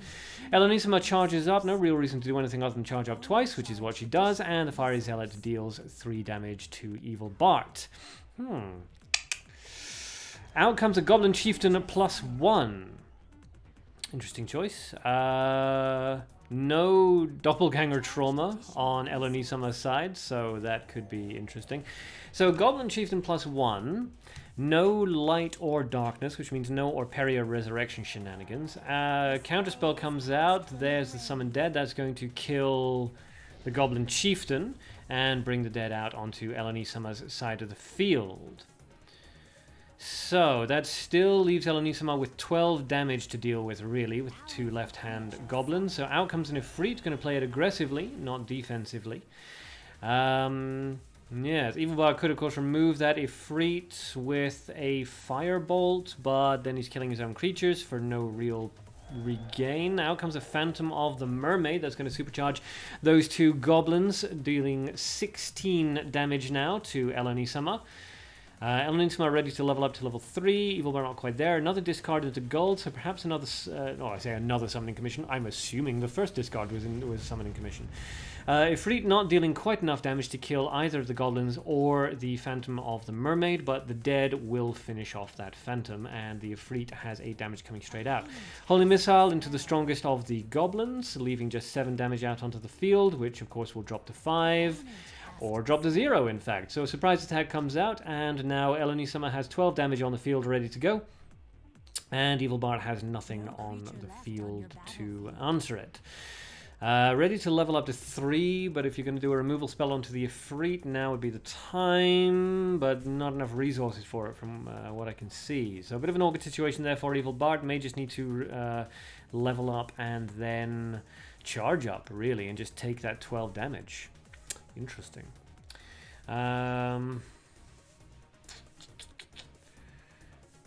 Misty's trying to throw off his opponent by playing weird. Yeah. Shouldn't it be a light gold deck for Roperia? Not necessarily. I mean, you can run Goblin Chieftain in a blue gold black for Roperia, or a blue gold light for Roperia, and then of course you've got the light feathers of the Phoenix. It depends on exactly how heavy you're going into the Roperia side of things. Phantom of the Wolf comes out in front of the dead. An interesting block choice, because of course with the Ifrit's ability, the dead's just going to kill it. Even if that wasn't the case, again, a Betrayal comes out. That's gonna... Ouch! That's gonna supercharge both of those. Now they're dealing 16 damage onto Evilbard. And at this point, I really don't know how he can hope to win this. A discard into mana for an Ice Spear. That's going to take out everybody. Down they all go. Leaves Evilbard with just 4 resources after he's charged, because you have to assume he's about to charge. Or revive, I suppose, but... Oh, yeah, either one. I mean, he's only got 3 cards left in his hand, so... Tricky. Tricky, tricky, tricky. Yeah. There's no real easy answers here. Elenisama's got a massive resource lead, a decent HP lead. Evilbard can either revive or charge here. Really no other options. Goes for the revive. Alright, which Elenisama must also be perfectly happier with. Gets creatures back into Elenisama's hand. Less cost on the revival. Drops a Magician Masked Field and does a double charge. Why not? No reason to do anything else. Evilbard's turn. And again, I really don't see any answers here. A Gold Rush comes out. That takes him from 4 to 6, so that does work out quite well. Nowhere near well enough to bring out the Goblin Chieftain, of course. But I suppose if he does another Gold Rush, there's a possibility. Not a likely one, but possibility. As long as it has no grave cost attached to it. So, 2 actions here. No obvious choices. Even the Magician Masked Field alone would kill Evilbard at this point. It's a weird deck, honestly. Using Goblin Chieftain alongside a Phantom of the Wolf in a dual color deck. Yeah, just odd. Just odd. But fun. And that's what we're looking for on the live streams, isn't it? Fun.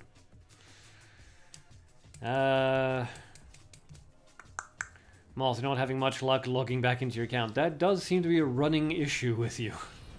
I still have your very original account on my friends list. Just in case you ever came back and wanted to get your the cards out of your shop. It's a meme deck, probably. It's not a meme deck. I don't think you understand what that word means. The battle was pointless anyway. Nope, it wasn't, because I need these numbers for determining which particular team format we're going to be using for the actual tournament. So I need to get an accurate win-loss percentage ratio for everybody. and then I will know what is most likely to work. Mostly appreciate that. Yeah, it's got something like, you know, I don't know. It's got a lot of days on it anyway. Out comes another paralyzing bomb. At this point, I think Evil Bard's just delaying the inevitable for no real reason. Hello, says Eleni-sama. Who at this point is probably wishing that she had an Arrow of Revenge just to finish it off quickly. Unusual, honestly, to see a Magician Masked Field deck that doesn't carry Arrow of Revenge. There's no particular reason why a Magician Masked Field deck should carry one. It's just generally speaking, like 90% of the time when Magician Masked Field is around, you kind of expect an Arrow of Revenge to be there as well. Evil Bard goes for a double charge and a triple charge, so finally going for the sportsmanlike finish, not going to throw out any more paralyzing bombs. Eleni-sama also going for the triple sportsmanlike finish. And Anna lands a finishing blow. Please look at me, she cries, which I don't think anybody would have a problem with. Okay, so Sabrosona lands a finishing blow, and that is the end of round 1. So, at the end of round 1, we have Black Moon versus Rat Boys. Black Moon versus Rat Boys. Mist Zero. Hold on. Miss Zero, Arc, do you know what a meme is? Like the real definition? Off the top of my head, I don't know the dictionary definition of it. But yes, I mean, meme... oh, Lord. I had the word, I had the etymological root in my head, but now all I can think of is mimeograph, which obviously isn't quite right. But yes, it's you know, it's a piece of pop culture that has entered sort of common parlance, usually usually taking the form of a single still image. King, you're gonna go for a quick dinner. That's fine. You're not actually in the finals anyway, so no hurry. Evil Bard, damn Gold Rush! I needed you early on. Yes. At that moment when you want to touch a card, you touch recharge instead. Ugh, yeah, I know. Nick Stalker, new list. Yes, sorry. Okay, so Black Moon and Rat Boys. So that's Arya and Nick Stalker. Very quickly now, you have, let's say, 10 minutes.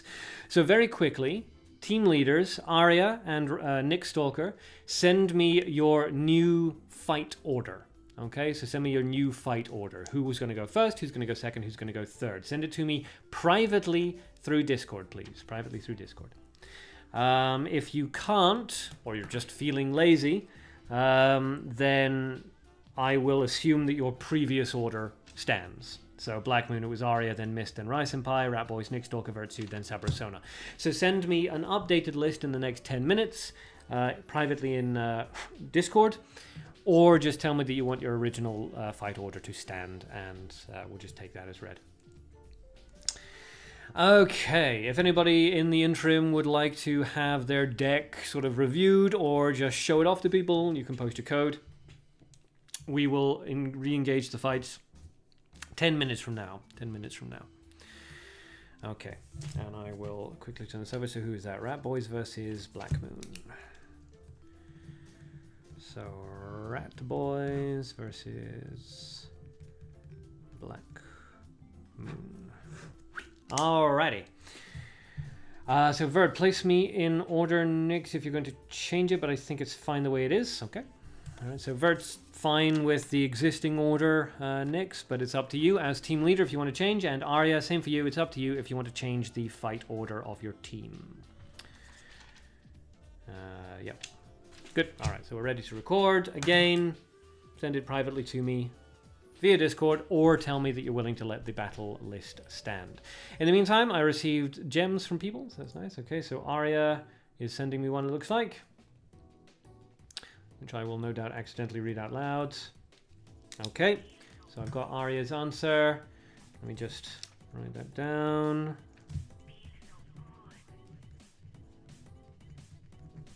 And okay, thank you, Arya. I've got your list recorded now. Nix, I see you. Yes, please let me know your fight order. Zendyuto, change my deck. Care to check it? Sure, absolutely. Send it to me. Feature Mouse, I keep being told there's no SNS data tied to the account. Weird.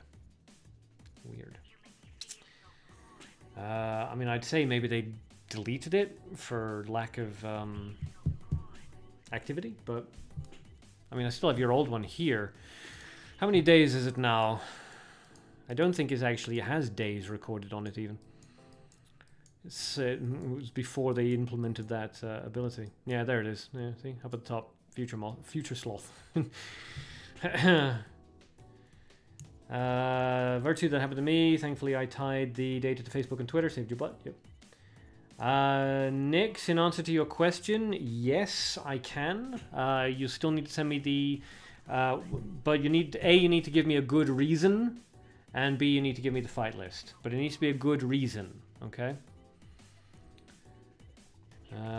Spoiler alert, All Might dies in Infinity War Part 6 Steel Ball Run during the Poochie the Dog fight. So basically just, yeah, mashing together a whole pile of animes and Marvel Cinematic Universe.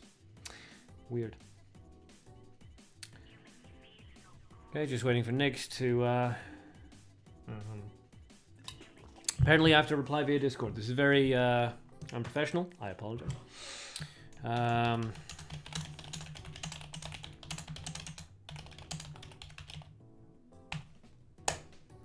Okay, so a little bit of difficulty on the Rat Boys side, which I'm just trying to sort out here.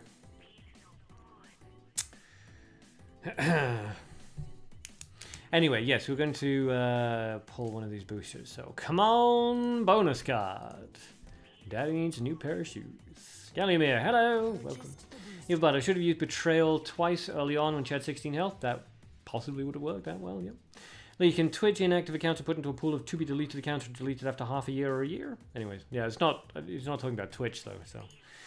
Alright, Camouflage Kid is Priest and the Argument Meister Newer, Business Tycoon Elliot, and what a surprise! No bonus card. Wah, wah, wah.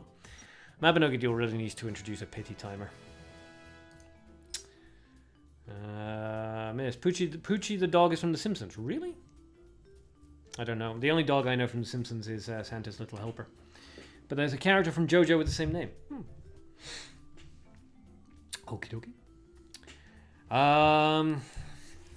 I'm waiting on Nix's reply. There we go.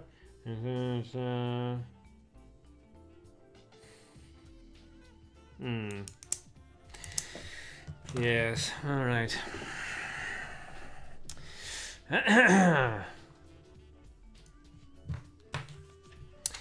Okay.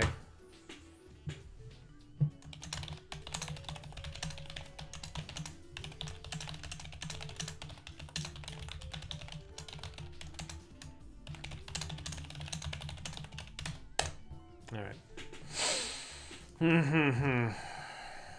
Silly buggers is what's happening. People are playing silly buggers, which I don't appreciate. Twishua, loud sexual screaming. Okay. Thanks for your contribution. Alright, Nix is going to get me the list in just a minute. So, Team Black Moon. Black Moon, please make sure that you guys are ready. Make sure you're ready to go. Ouch.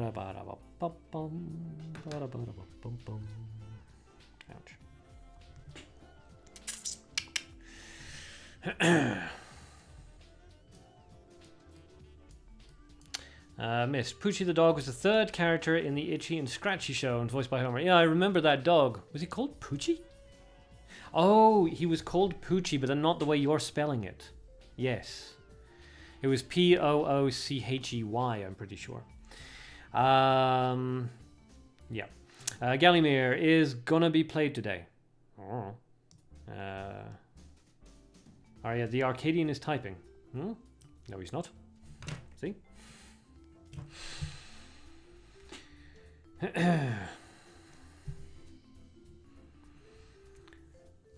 Alright, still waiting on Nix's list. If he doesn't get it to me in 5 minutes, in fact 4 minutes, then Black Moon wins by default.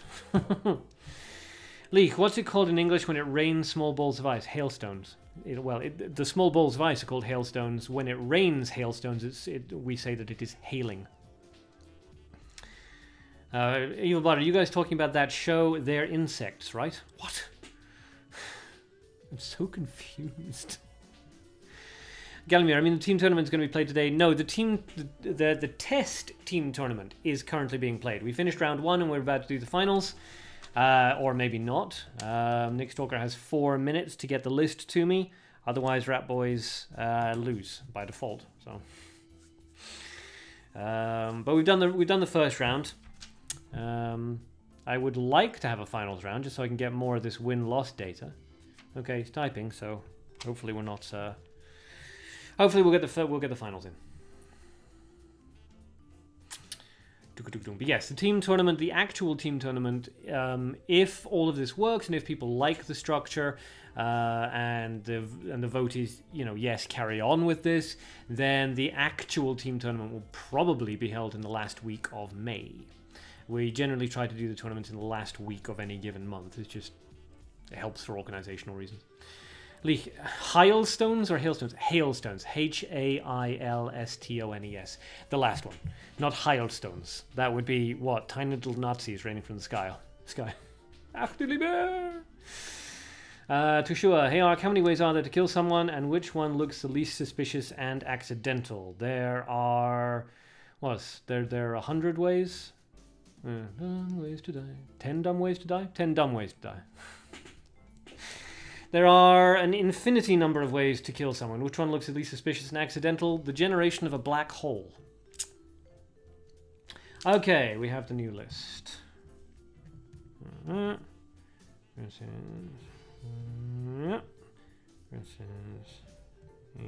Okay, good. All right, finally, we have the list.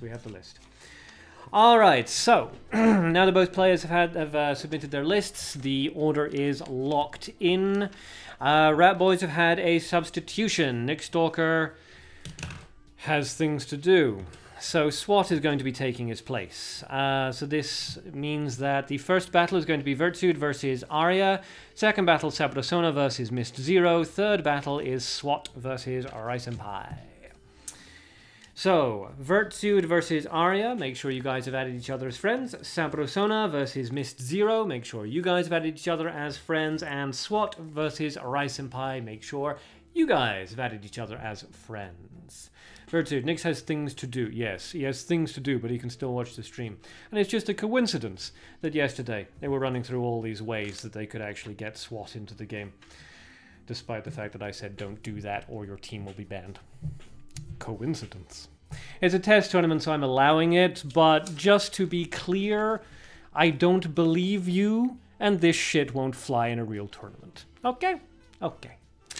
Miss Zero, Mr. Incredible, what are you waiting for, kid? I don't know. Dargoth to release Paradox 100% English patch, I guess. Mr. Incredible, me too, kid. Yeah, okay. This is all just... Well, it's hundreds of ways I could kill you. Let me count them like the petals of the flowers in the meadow. Yes. It's a very effeminate murder. I shall count them like I count the petals in the meadow. Before plunging a hose down your throat and injecting you with insecticide. Aha! And then it got weird. I think this is a particularly good time to try and start a new collection. Is it? No. New. Still no good boosters? No, no good boosters. Loving in, lodging in. Arya, I think you're going for logging in, but sure. Vertude, you're added. Good. Just waiting for the duck. Told next 2. He better be legit. He's not. Don't worry about it. It's a team tournament. Alrighty, so let's scroll all the way back up again. Whee! Oofed, insert arc tilt. Not tilted. Irritated.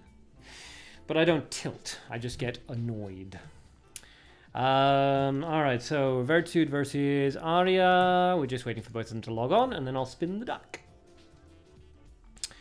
Just waiting for the duck. I don't spin the duck until I see both of you online. Or at least one of you, because apparently Vert's not added to my list, but I need to see Arya at least online.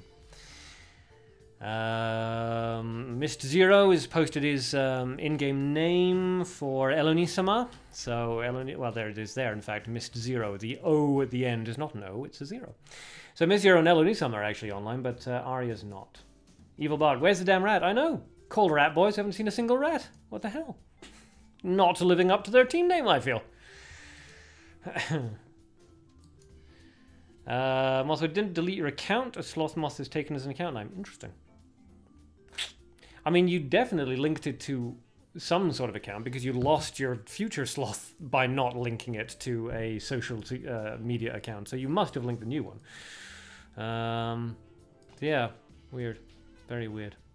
I think I'll just tell Ilaggressor to appraiser unless someone here wants her. If anybody wants a Princess Ilaggressor, let Leech know. So what rise Mr. Rue something? Yes. MRR0043? I don't know. Rise Senpai, please post your in-game name in the chat. Aria the duck, please. No duck until I see you online. You have to be online first. Then I'll log on. I can't online and watch the stream at the same time. Alright, fair enough then. Okay, so let's say face it, we'll do it alphabetical. Facing forward would be the top, so that's Aria. Facing back would be Vertsuit. So, here we go. Spin. Break Dempsey. Okay, it's kind of forward more than anything else, so that would be alphabetical Aria. Aria, send the battle request, okay? Aria, send the battle request to Vertsuit, please.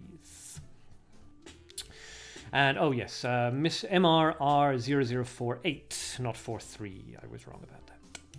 So, Aria, send a battle request. Log on and send a battle request. Sabrasona and Mist, I hope you guys are added together. And Swat and Rice and Pie, you guys should be added to each other's friends lists now. Leak scammers, those rat boys, I know. We were promised rats. It's right there in the name. And yet, no rats. Screw those guys. I'm going home. Alrighty then. Just refresh. Yeah, we lost because they tricked us. Well, actually, that would be a legitimate sort of victory on their part. Deliberately name yourself something that makes people think you're going to choose a particular card and then don't choose that card in order to screw over your opponents who planned for that card. How Machiavellian. Damn you, rat. And, I mean, to be fair, you know, a rat is somebody who, you know, plays unfairly and, you know, cheats and is crafty and cunning and all that kind of thing. So, you could take the name to mean that, you know, crafty, cunning, outwitting the opponents, and also enjoy cheese.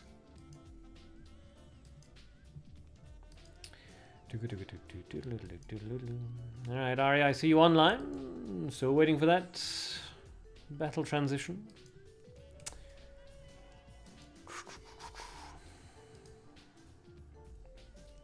While waiting, once again, Vertsuit versus Aria, then Sabrosona versus Mist Zero, then Swat versus Rai. Okay, looks like the transition is... it was beginning, and then it just sort of had a stroke, and we're in. Okay, Vertsuit up at the top with the L hero and 2 mutants. Aria down at the bottom with the neutral hero and 2 mutants. Sabrosona, mental games. So the elephant answered with the Goblin Bomb Squad, which is always a decent answer. Miss Hero, Arc, mice or rats? Let's go with mice. They never killed anyone with the plague. Okay, so both players playing a little bit defensively here. Aria just going to destroy that Goblin Bomb Squad with a Piolet. You have to assume Vertsuit not quite ready to level up, so goes for the charge. In fact, actually, he's not going to answer the bomb squad with a PLA. The elephant's going to kill it, and then the bomb squad's going to kill the elephant. So never mind.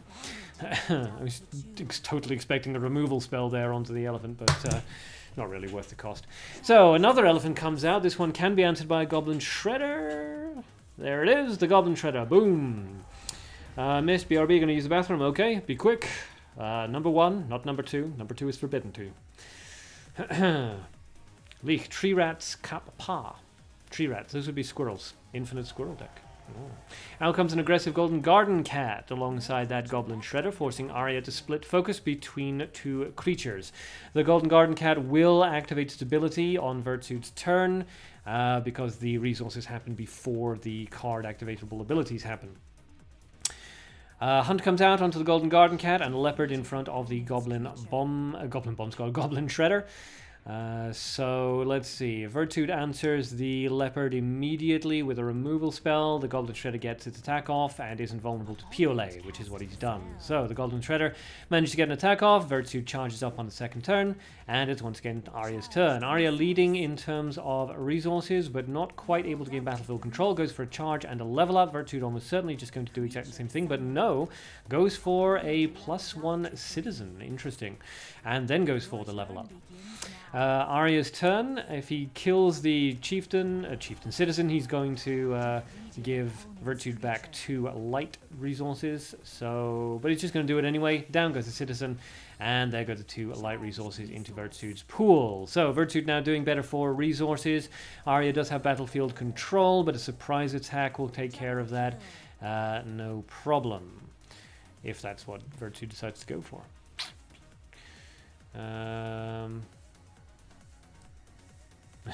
Yes, evil Bart, autocorrect ruining your joke. Holy Missile comes out. That's going to weaken the Elven Kier down to 7. And out comes Persona Lyn, who is, you know, Mana Eagle basically. And down goes Linker Elven Kier. Alrighty, so Arya's turn. Let's see. The Fiery Zealot comes out in front of Persona Lyn, which is a solid choice to block with 15 damage. Yep, that's definitely going to kill Persona Lyn if and when the ability activates. Arya could, of course, go for a removal spell onto the Persona Lyn, allowing the Fiery Zealot to get 8 damage straight off, but that would put him into an awkward situation resource-wise. Black Spirit comes out on the far right-hand side, so Arya may decide to go for a Flame Mission here onto Lyn, take care of the Lyn, and would that kill the Black Spirit at 11? I think it would, actually. So Fiery Zealot, Flame Emission would be good here. But Arya may not have it. 6 cards in the grave, 1 card on the field. Out comes the Command Hunting. That's going to take care of the Lyn, but it is going to leave the Black Spirit out onto the field. In this particular war of attrition, Virtude doesn't really have an advantage here, but can sort of chip away at the at Arya's health enough for it to be problematic. So, out comes a Light Elf Hero Triss +1. That is going to be awkward for Arya to deal with. The Archer comes out on the left-hand side, and the Elf comes out on the right-hand side in front of the Fiery Zealot. So, the Fiery Zealots... Okay, alright, never mind. Out comes the Flame Emission, and that takes care of the Elf Hero Triss. Not quite enough to take care of the Elf or the Black Spirit, unfortunately, for Arya.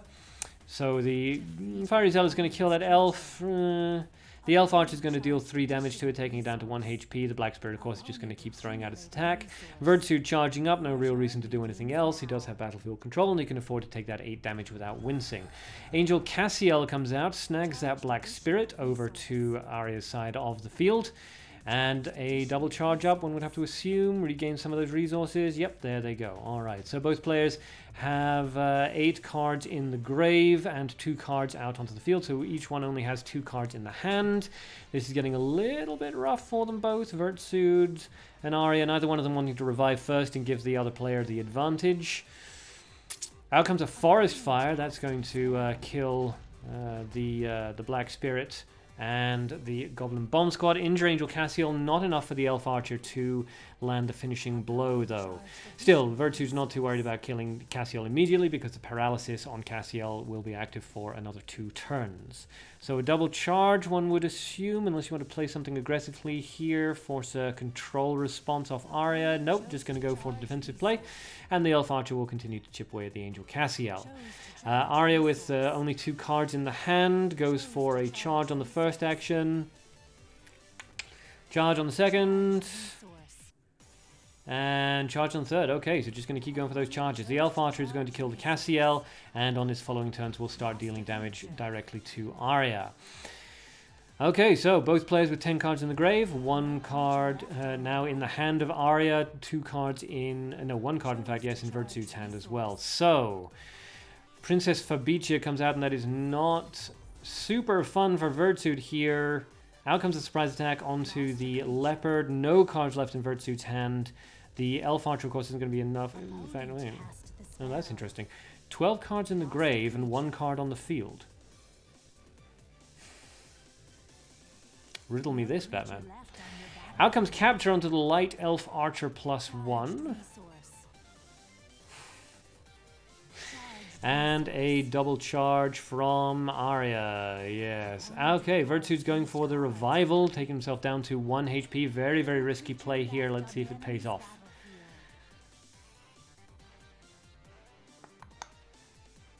Out comes the Citizen +1 in an aggressive spot on the far right-hand side. we're going to see another aggressive play. That would probably be smartest move. Just put enough pressure onto Arya that you can't take advantage of your 1 HP. Yep, there you go. Okay, so the Golden Garden Cat comes out and its ability will activate on the following turn if Arya doesn't answer it. Citizen, of course, will also generate resources as soon as it dies, so this is not an easy situation for Arya to find himself in. Out come 2 blockers. Neither one of them are really block creatures, though, so if Vertsude has...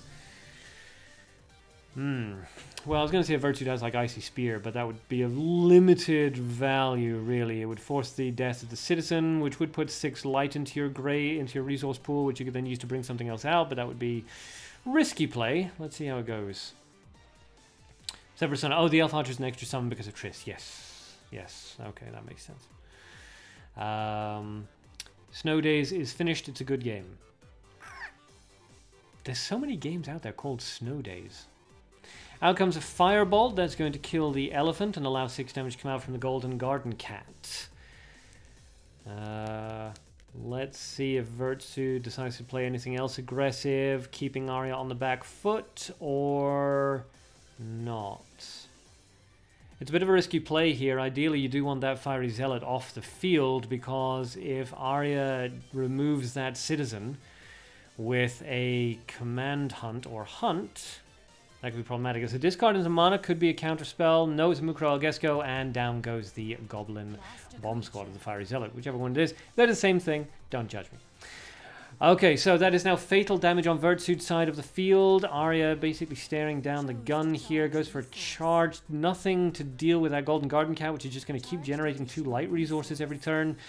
And there goes the double charge. So there's the light resources. All Vertsude needs to do now is remove that elephant. So a flame emission or a holy missile into something else. No, just going to go for the holy missile and let the Citizen kill it. Okay, Vertsude's in no hurry.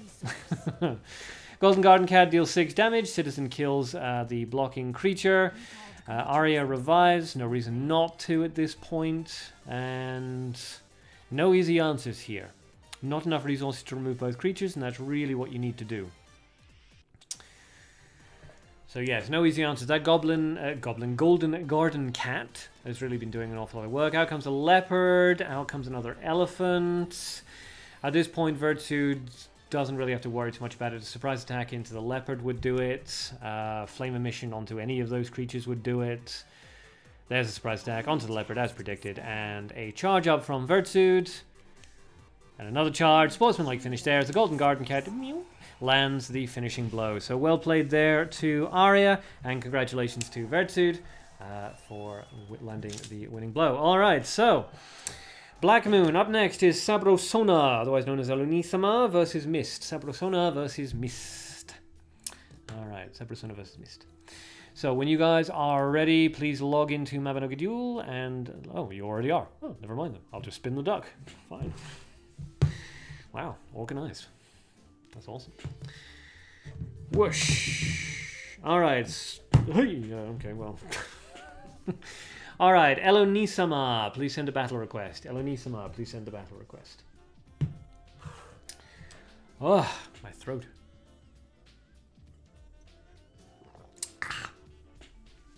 Whew. Alrighty. Okay, start refreshing. It was Elonisama, wasn't it? Yes. Ayoken, Team Tryouts. This is not Team Tryouts, this is just team building test, and to allow me to get some win-loss percentages so that I can work on the best format for the end team thing. But this is really just team building test, really. Okay, so Elonisama down the bottom with no mutants, and the L hero, Miss Zero up at the top with no mutants, and the Cheshire hero. Both players are running gold. Mana and nature up at the top, and light and dark down at the bottom. Both players being very, very cautious here. Nobody wants to make the first move and have it immediately countered. So just a lot of charging. Ah, well, we've just seen an aggressive play there. Miss Zero running out of patience. Could be answered immediately with a Holy Missile, of course, which it is, and that puts Elonisama ready to level up to 2. Miss Zero lagging a little bit behind, so a creature play here would probably be the best choice, putting some pressure onto Elonisama, but chooses instead to go for a charge, which is also fine. and then a level up to 2. Both players doing exactly the same for resources and cards in hand and HP. So evenly balanced so far. Elonisama goes for a double charge, and it is over to Mist Zero. Will we see more control defensive play, or is Mist going to drop another creature aggressively, forcing a response from Elonisama? Dragon's Guardian comes out, which is an interesting choice. If it's killed by melee or spell, of course, that's going to generate some extra gold resources for Mist Zero. So if Elonisama kills it, ideally for her, it's got to be via an ability, which is why she's going for the Fiery Zealot. And an aggressive Magician Masked Field, really just going to pour on the pain here. Let's see if that pays off for her.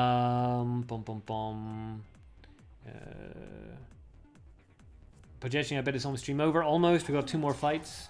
Okay, so out comes the Hunt, takes care of the Magician Masked Field. At least that's what you get for not playing double Christies. And out comes the Aventur's Blue Spell Circle, avoiding the ability-based kill for the Dragon's Guardian. Of course, Elonisama can remove the Dragon's Guardian with a spell now because nature is at 0, and that's what she does. Good timing for that, and the assistant Anna is going to land a finishing blow, so another charge from Elonisama. No reason to do anything else. Miss Zero charges up and levels up. Going to let that assistant Anna continue to deal its damage. Let's see. Partitionally, let's do questionnaire, guys. How many gems wasted? How many mutant pulls in the last 7 days? I don't know. Last 7 days, probably around 1,000 gems, and no bonus cards at all. Out comes Maester Sanat in front of Assistant Anna. No creature play, which is an interesting choice, because all Elonisama needs to do now is a removal. So there's the Betrayal. We're going to see a Ritual of Darkness, I assume, on the next turn, not this one. Let's see how he goes. Alright. Gengi, is there a mana ritual? No, there isn't. Projection, I will start 2 mutants for like 2,000 gems. Yeah. Zero bonus cards, period, for about 1,000. Out comes Bard Red Hood in front of Maester Sanat. Interesting choice. Elonisama is just going to do a Ritual of Darkness here. No reason to do anything else. We know that she has it. She used it last time.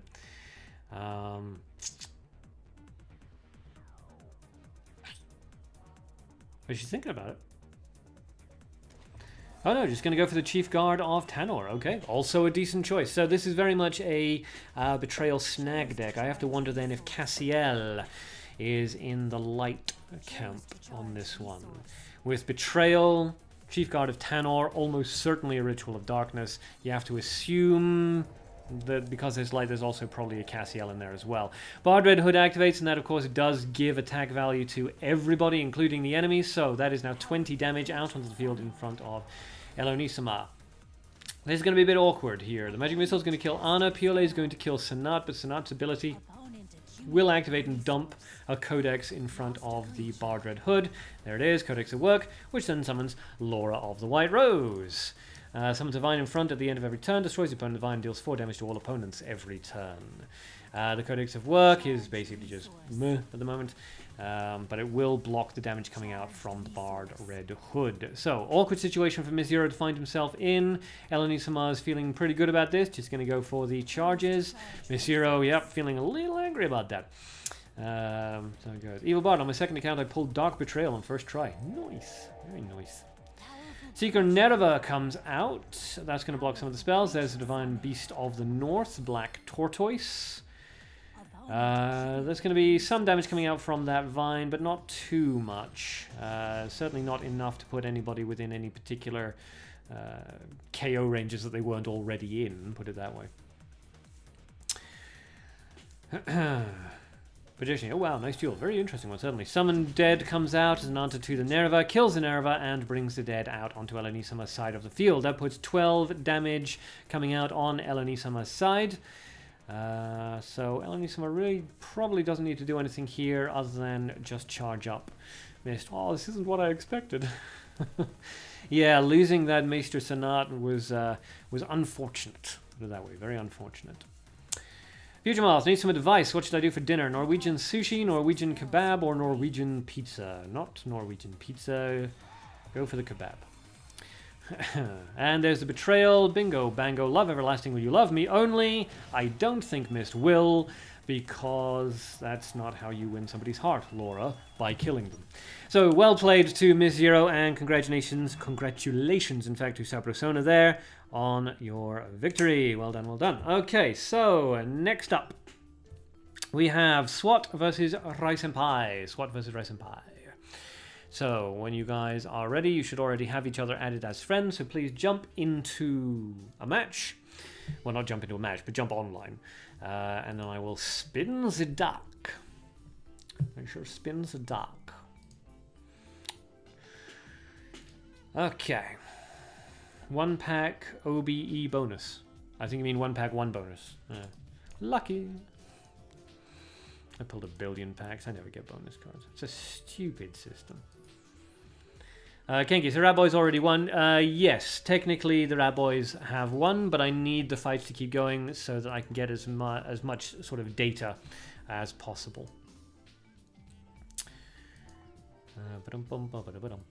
This is the last part of the test. The main reason for this entire test was to see if people could construct teams together, and if those teams could then be organized, and if those organized teams could then be brought into you know, a pseudo tournament setting. That was the main point of this test.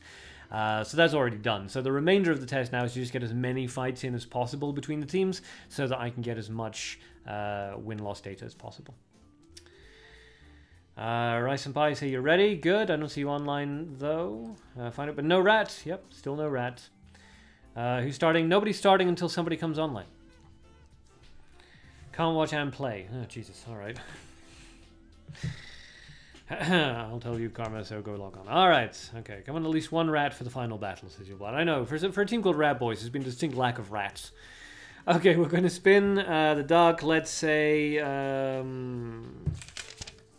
Right. Face forward, SWAT goes first. Face away, Rai goes first. Okay, let's go. You go hunt some kebab moth. Good plan.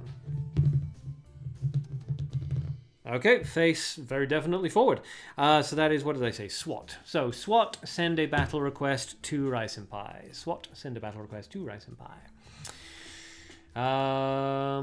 Zent, can I take a look at your deck?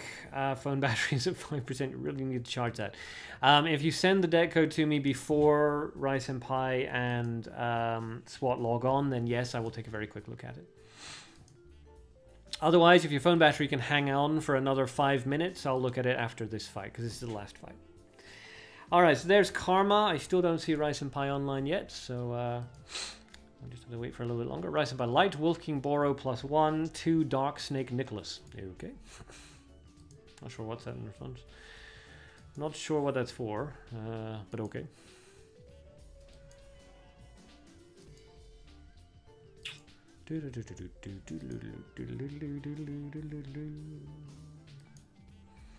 Still waiting for Rai-senpai. Rai-senpai, get online.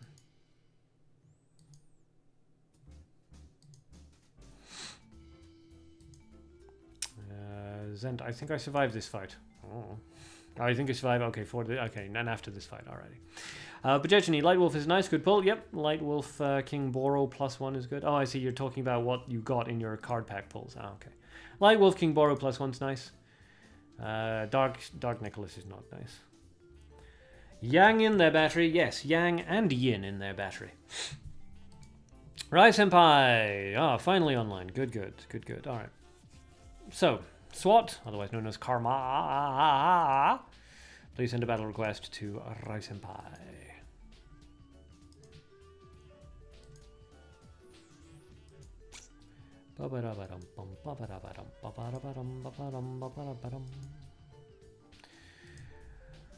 I don't know why I sing Christmas songs. My mind drifts to happy places when I'm waiting for people to do things. Virtue, Zent, charge your phone and then join Discord where we can help. Also a good plan. Also a good plan. Good lord, you people have been online for hours and hours and hours. SWAT, for the love of all that's holy, send a battle request. Kengi, how much does Dark Maester Nua go for? Jeez, I have no idea. Evil Bard, I could have gone to sleep, but I'm waiting for the rat. I will not sleep until then. Then I don't think you're gonna sleep for weeks and weeks and weeks. Karma! Rai Senpai, fight please. Fight please. Why is Rai refusing? Rai Senpai, for the love of God, accept the battle request from Karma.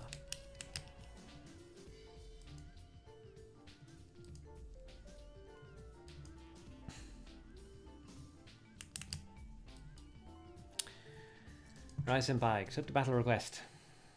Mist is always ready. That's creepy. Mist is always there. Mist is always watching. It surrounds you. It envelops you. Virtual, I mean, it's just a name. It's not like rats are meta or anything. Hey, finally. Okay, arc my mind drift to murder when waiting. That or to Griff/Luca. Good choices either way. Alright, Karma down at the bottom with no mutants and the Tina hero. Mr. Roo up at the top with the Tina hero and 2 mutants. Both players are running 3 colors and playing very defensively. Charging, charging, charging. Let's see whose mind will snap first. Inside a cafe. Then. Missed. I'm never not ready to lose. Oh, that's not the right attitude. Okay, charging, charging, charging. Karma levels up. Rai Senpai follows suit. Follow suit, thank you.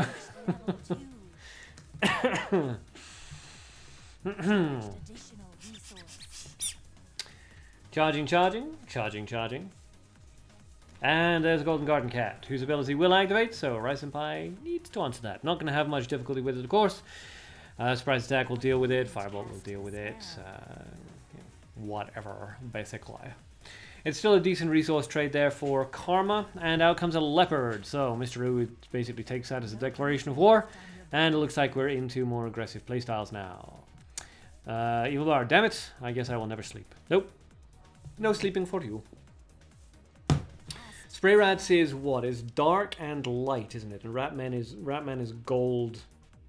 And I want to say light, but I'm not sure about that one. But yes, it's not a Ratman deck. It is a Kadir's Monster Bird deck, apparently. So yes. Out comes a cute baby bird. Mr. Roo could answer that, of course, with a Amateur's Blue Spell Circle. Okay, goes for this.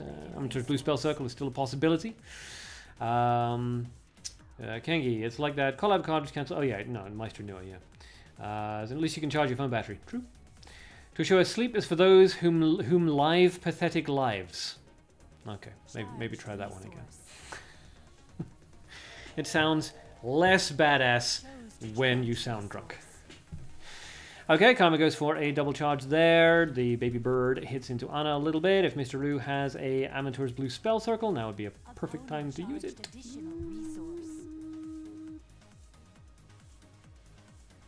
And he does. Good. Alright, so down goes the cute baby bird. The Anna kills it, and the Magician Mask Field continues to chip away at Karma's health. So, Karma's ready to level up now. Probably going to go for a removal spell first, then the level up, but no, actually, not going to do that.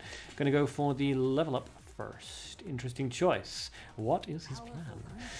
Master Templar Materio, which is going to kill the Magician Mask Field, but is going to put the Assistant Anna into a cutting box, rather than actually outright killing her.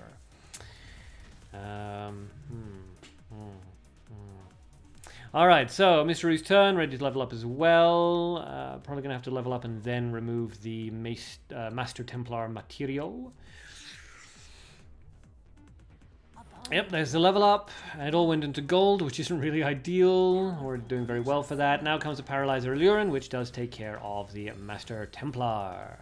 So the Anna is ready to come back next turn, so Karma really does kind of need to answer that. And the Paralyzer Allurin is 6 damage on the board, so not really something you want to be hit with either.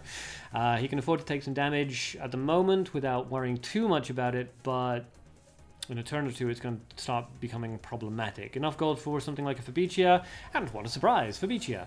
So there we go. It comes out in front of the Assistant Anna, which works out very well for Karma, not quite so great for Mr. Roo. Who doesn't really have any super great ways of answering that. paralyzing bullet into the leopard, but then you've still got a problem with the Princess Fabicia, who's just going to keep summoning those leopards. Yes, awkward situation for Mr. Rue to find himself in, especially since all of his resources have been going into gold. It doesn't really help to spread things out. A firebolt into the leopard, and then something tasty into the Princess Fabicia. Would have been nice, but doesn't quite have it. Zent, your phone battery's at 3%, but I think I can make it. Hang in there, I believe in you. If your phone battery does die, just join the Discord and post your deck, and I, as well as everybody else in the Discord, will take a look at it. An aggressive Golden Bomb Squad coming out on the far right-hand side. That's interesting choice here. Nothing happening to the leopard, so that leopard is going to kill the assistant Anna. Fabicia, of course, is going to summon another leopard, and that's going to start causing some major problems for Mr. Rue. So at this point, Karma probably could just go for a triple charge, but decides instead to go for a command hunting, takes care of that Illurin, allowing the Princess Fabicia to land 10 damage onto Mr. Rue. So let's see. Alright, so double charge onto that. Down goes the Anna. Another leopard comes out in front of the Golden Bomb Squad. Yeah. It's beginning to... I had to double check there. I was like, I'm pretty sure the leopards aren't automatically summoned in front of enemy creatures, but... Out comes the Firebolt. That's going to take care of the leopard in front of the Goblin Bomb Squad. That still leaves 17 damage out there. The Holy Missile comes out. That's going to take care of that. And maybe a Flame Emission to take care of the Princess Fabicia. There's the Flame Emission. Okay, so very, very expensive counter there. Really, really draining Mr. Rue's resources. Karma definitely got his money's worth out of that Princess Fabicia. So let's see how Karma decides to deal with this now.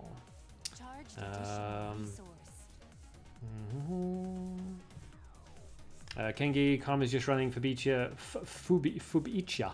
Yes, Fabicia, King Prophet, Master Templar deck. Yes, standard main ranked monthly deck. What the hell happened? Says Mr. Rue. Alright, so double charge from Karma there. Happy triple charge from Karma there. Just going to allow that Goblin Bomb Squad to do what it do. Alright, so no reason for Mr. Rue to do anything other than a triple charge, and just hope that it goes into light and mana so they can get a bit better balanced. Goes for a revival. That's going to cause 8 damage, which is unpleasant, but so it goes. Karma with 6 cards in the grave and 6 cards in hand. Could answer that Golden Bomb Squad without having to revive from the grave, but revives from the grave anyway. So both players maintaining more or less even HP ratings here. Karma leading in terms of resources, goes for discard into golds. And out comes the cute baby bird again. So, Rai Senpai could discard into mana for another Amantur's Blue Spell Circle. Not ideal, but it would at least prevent the Kadir's Monster Bird from being summoned out onto the field. Betrayal, of course, is also a possibility if he happens to carry that. That would be a nice answer to that cute baby bird. Let's see what he decides to go for. Kinky, I know this deck originally comes from top 10 players. It's just standard monthly ranked deck, yeah. Arya, I have sent you my second account's friend invitation. Okay, I will accept it after this fight and after I've taken a look at Zent's deck. That he's quite desperate to send me. So there we go, discard into Amantur's Blue Spell Circle just to take care of that cute baby bird. Shame that Mr. Rue doesn't seem to be running Betrayal. That would have been nice, the 8 damage coming out, and then, you know, 8 and 5, that would have forced a response there from Karma. So it goes, out comes Master Templar Materio once again, the Spirit of the Sword. Gonna do its explosive damage to the Goblin Bomb Squad and kill it. A double charge there from Karma, no reason to do anything else. Down goes the Goblin Bomb Squad, and it is Mr. Rue's turn once again. He does have enough resources for another Flame Emission if he wants to take care of Materio that way. Could also discard into Surprise Attack, but actually 2, 3, 4 already used it once. Yeah, possibly outside of discard range. So an awkward situation for Mr. Rue to find himself in. Karma definitely leading with the resources, thanks to that early Fabicio play that Mr. Rue had difficulty dealing with. Asian people keep buying your cards? Well, hooray for Asian people. So, down goes the Master Templar Materio, and I assume we're about to see a double charge here from Mr. Rue. No reason really to do anything else. Karma, of course, ramping up towards being able to cast Princess Fabicia once again. A discard into gold, which is interesting. Maybe a summoning commission.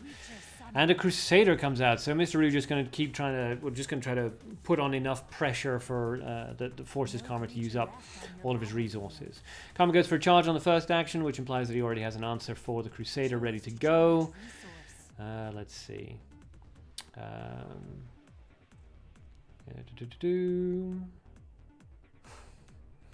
Yep, there we go. Out comes the command hunting, and Karma will be ready to summon that Princess Fabicia. I'm pretty sure on the next turn. Yeah, 9 gold cost. Even with the grave cost added on top of that, no real difficulty there for Karma to summon the Princess Fabicia. So, Mr. Rue, possibly anticipating an incoming Fabicia, goes for a double charge, possibly into a triple. Yep, there we go. And it is Karma's turn once again. So, a charge, which goes into gold, which is perfect both for Tina's ability and for the inevitable Fabicia summon. There's another charge, another gold, so that's a lot of HP coming back there, and out comes the Golden Garden Cat, going to try to generate up a little bit of light resources based on how many gold resources Karma has. So, Karma just trying to chip away at Mr. Rue's resources here until he's in a comfortable position to drop the Fabicia. People just saying where they're from. Okay. EU, Asia, North America. Lots. We're all over the place. We're a very multicultural family. That's how I like it. That's how I grew up. It's my favorite way. An aggressive imp comes out into the center field, and there's the Fabicia. No huge surprises there. We all anticipated that coming. Mr. Rue, what the hell happened? So sad, so sad. Out comes a Holy Missile, which is going to take care of the imp, and there's the leopard. So 17 damage out onto the board. Not quite fatal damage, but definitely extremely problematic for Mr. Rue to deal with, given that he only has 6, 2, and 1 resources.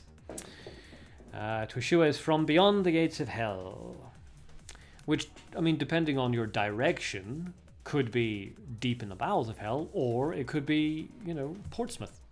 Because I'm beyond the gates of hell, I'm just on the living side of them. So we're all beyond the gates of hell. 12 cards in the grave on Mr. Rue's side there, and a forfeit from Mr. Rue. Okay, so well played to Rice and Pie, and congratulations to Karma. Okay.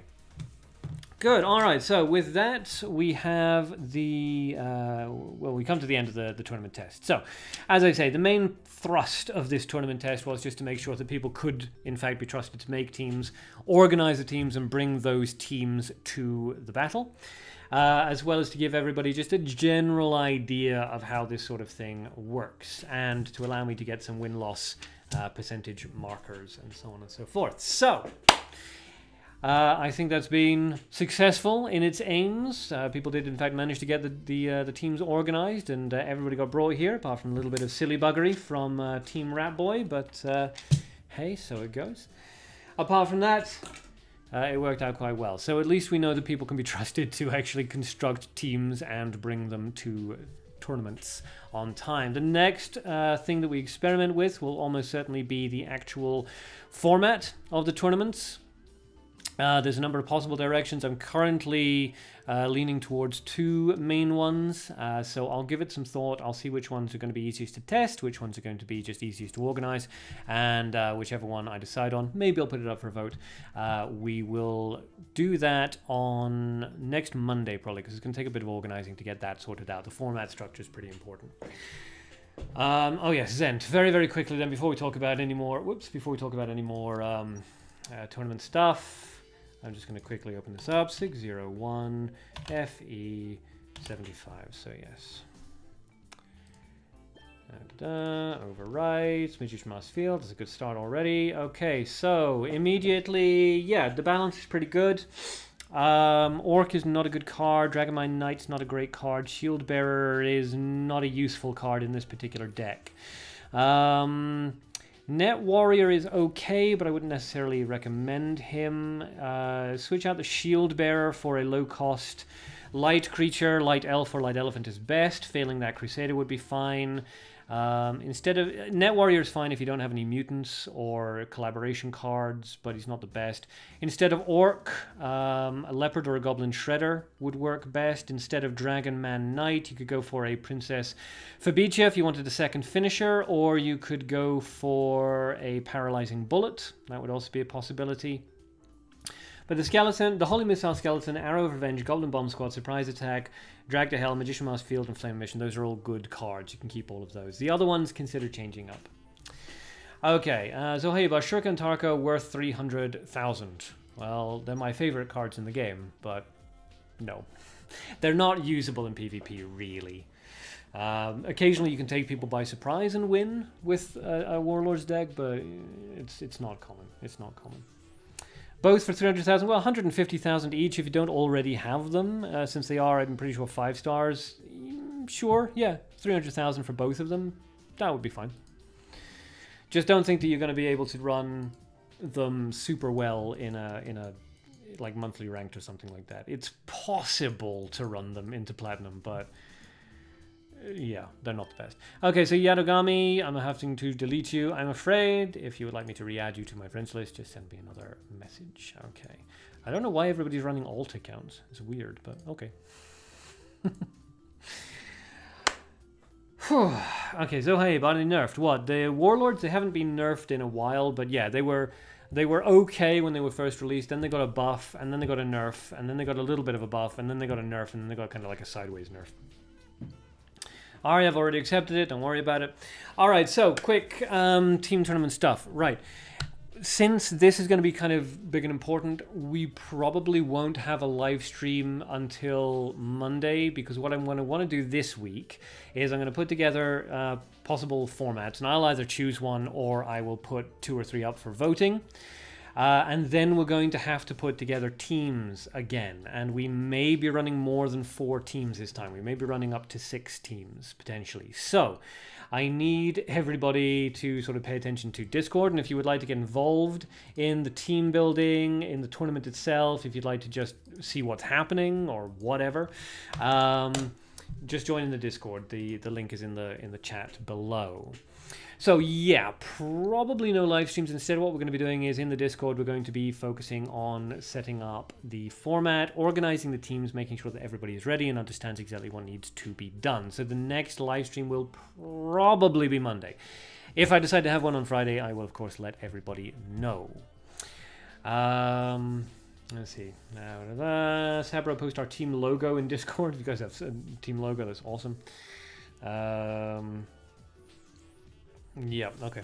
Alright, so that's the way it's going to go. If you would like to get involved in the tournament, either in a planning capacity or helping out, or you would like to get involved in the actual tournament itself, join a team or create one of your own, then please do so. Please jump into Discord and get involved with that. The more, the merrier. The more people we have, the better we can sort of experiment, test, and hopefully we can craft something good. Also, for everybody who participated in the tournament today, as well as everybody who spectated, feel free to share your thoughts on the team tournament now that you've had a taste of how it can go down. For some of you, it may have sort of cemented your, yes, I really like this team tournament idea, that was a lot of fun. Or some of you may have gone, I don't really like this so much, you know, some of the teams are necessarily going to be unbalanced, so maybe we'll just go back to normal tournament structure. Up to you. Either way, share your thoughts about whether or not you are now more excited for the team tournament idea, less excited for it, or if you just feel pretty much the same as you did before we started. Okay, if anybody has any final questions, suggestions, requests, or would like to share any decks or anything like that, please post them into the chat while I have a little drinky boost. My chair is making so many snapping noises. I swear it's not my spine. Bane is behind me just... What did you eat today? A frowny biscuit. Alright, yes. And just for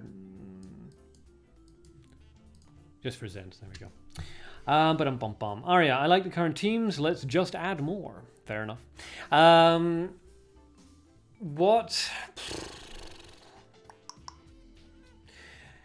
All of the teams are going to be reset. I think I'm just going to do just a flat reset. When we recreate the teams, which will probably be around Wednesday time, feel free to recreate the teams that you had today, obviously. But also feel free to create new teams with new members and new team names and so on and so forth. But yeah, I think we'll just reset back to a blank slate, and then if people want to keep the teams, they can just recreate them, and if they want to try something new, then they can. I think that's the way we're going to do. So what I don't, it's not balanced. Rat Boys won every single match. Yep, that's a perfectly valid observation. The thing is, and this has been brought up before, you know, people saying, oh, you know, what if one team has a lot of pro players and the other teams don't? The answer to that is, that's how competitive sports works, right? I mean, it just is. You put, you know, Manchester United, let's say, a football team, against, you know, a group from Skegness, and Manchester United is going to win. The stronger team's always going to win. And unless I specifically assign people to teams, which I don't think people would enjoy, that's just how it's going to work. The stronger team will win because they're the stronger team. So there's no way of adjusting the team tournament stuff so that a weaker team can beat a stronger team. Apart from anything else, that's really not how a skill-based thing should go. So that is going to be one of the problems with a team tournament, right? And it's something that everybody's going to have to just kind of accept if we go with a team tournament structure. If a group of extremely powerful players all band together into one team, that team's going to have the advantage. It just is. Alright, how do we do the team leader sign-ups? I'm not going to have any sign-ups just yet. On Wednesday, probably, I will open up the team sign-ups. And then anybody who wants to be a team leader can create a team. And then I'll see whether or not I want to restrict it to a specific number, or if I'm just going to allow people to create teams. Missed, first person called dibs on me gets me. You're so easy. Leak has called dibs on 0, not for a team, I assume, just dibs on 0. So I'm not really in the pro scene, we're just doing it for fun, you know, that's why I was pointing that out. Yep, but I mean, in any competitive thing, and this is a competitive thing, this is a competitive structure, that's why we're doing a tournament, we're not just going with live streams. The better player, and the team with the better players on it, is always going to have an advantage. And there's no real structure, no fair structure that can sort of balance out that advantage, and B, you wouldn't really want it anyway. It's not like, you know, professional baseball, let's say, has special rules for people in wheelchairs just to make it fair for everyone. The better team is just going to win. So, again, if we go with a team tournament, that is something that people are going to have to accept. If a lot of really good players go into a single team, that single team has got a massive advantage going into the tournament. That is just one of the things with a team tournament. So, bear that in mind when you start thinking about, you know, the future of the team tournament stuff. Kengi, if all pro players team up, they will probably win. Yep, that's just how competition works. So, again, just bear it in mind. I mean, it's how, to be fair, it's how it works in single tournaments as well. You know, the best player is going to win. That's how tournaments work. So the best team is obviously going to win. That's how competition works. So. Well, why are you restricting legends together then? I'm restricting teams to 1 legend each in the hope that the legends will start spreading out into different teams, and then hopefully pros will start bunching up under each of the legends. So Kengi as a legend can have, you know, a couple of pro players, Virtude as a legend can have a couple of pro players, and, you know, so on and so forth. So that way the teams naturally balance themselves out.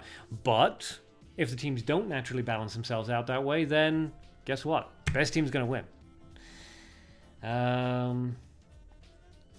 If I didn't restrict the legends, then I'm pretty sure that Virtude, Kengi, and Gin Tonics would just create a team and would steamroll the shit out of everybody. So, yeah. Restricting the legends is just a way of balancing the thing out. Also, it ensures that at least 2 people in the team will actually gain the legend title. I'm trying to give people the legend title. So that we actually have more than like 4 players in the real money tournament at the end of the year. So if we have a team full of 3 legends and the legend team wins, then No new legends. But if there's one legend per team and team wins, then 2 of those team members who are not legends, they get the legend tag. Missed 2 legends, Virtude, Kengi, and Gin Tonics in that order. Aria, Discord? My internet data will drop it fast. Yes, Discord, we're jumping into Discord in a bit. Griffin, if there is enough legends, just make them the leaders. I don't want to enforce that because some people don't want to get involved in the team tournament. When I opened it up, for example, Gin Tonics is one of the legends and he didn't respond. He didn't really have any interest in the team tournament, which is fine, absolutely okay.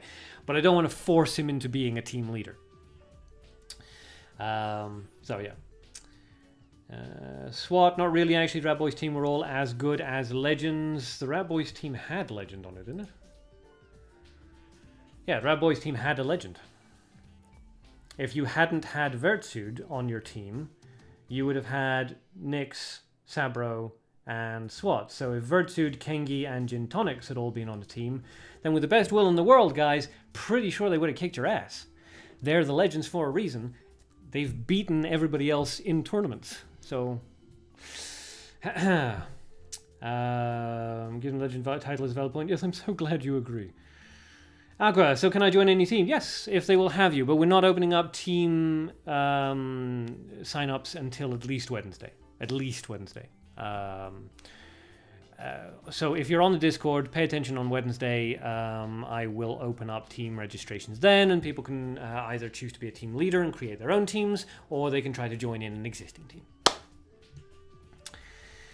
Okay. Right. I think that's basically all of the discussions here. Potentially, but not everyone was starting in tournaments yet. Not sure what that means, but okay. Yes. All right. So good. Nobody's bringing up anything that we haven't already discussed before. So I think we'll just end the live stream there. Once again, if you would like to get involved in the tournament, either in a spectating, managerial even, or participating sense, the Discord link is once again in the chat. So jump in and take a look. And yeah, we also have like dual summoners in there and anime, and you can discuss whatever you like. It's a fun place most of the time. So, I will see most of you. Aqua, can I review your deck? Yeah, go into the Discord and post it in there. We're like half an hour past live stream ending time normally. So, jump into Discord, and myself and everybody else in there will be more than happy to take a look at your deck and suggest any changes you might want to make to it. So, I will see, I am sure, most of you in the Discord in just a few minutes. For the rest, if we are having a live stream on Friday, then I hope I'll see you then. Failing that, I hope I will see everybody on Monday for the second round of the team tournament tests. Unless this one has left a sour taste in everyone's mouth, and we just go back to standard tournaments. Who knows? Tune in next week to find out. Bye, Samurai Duck, says Kengi. Bye, Kengi, says Samurai Duck. He's watching you.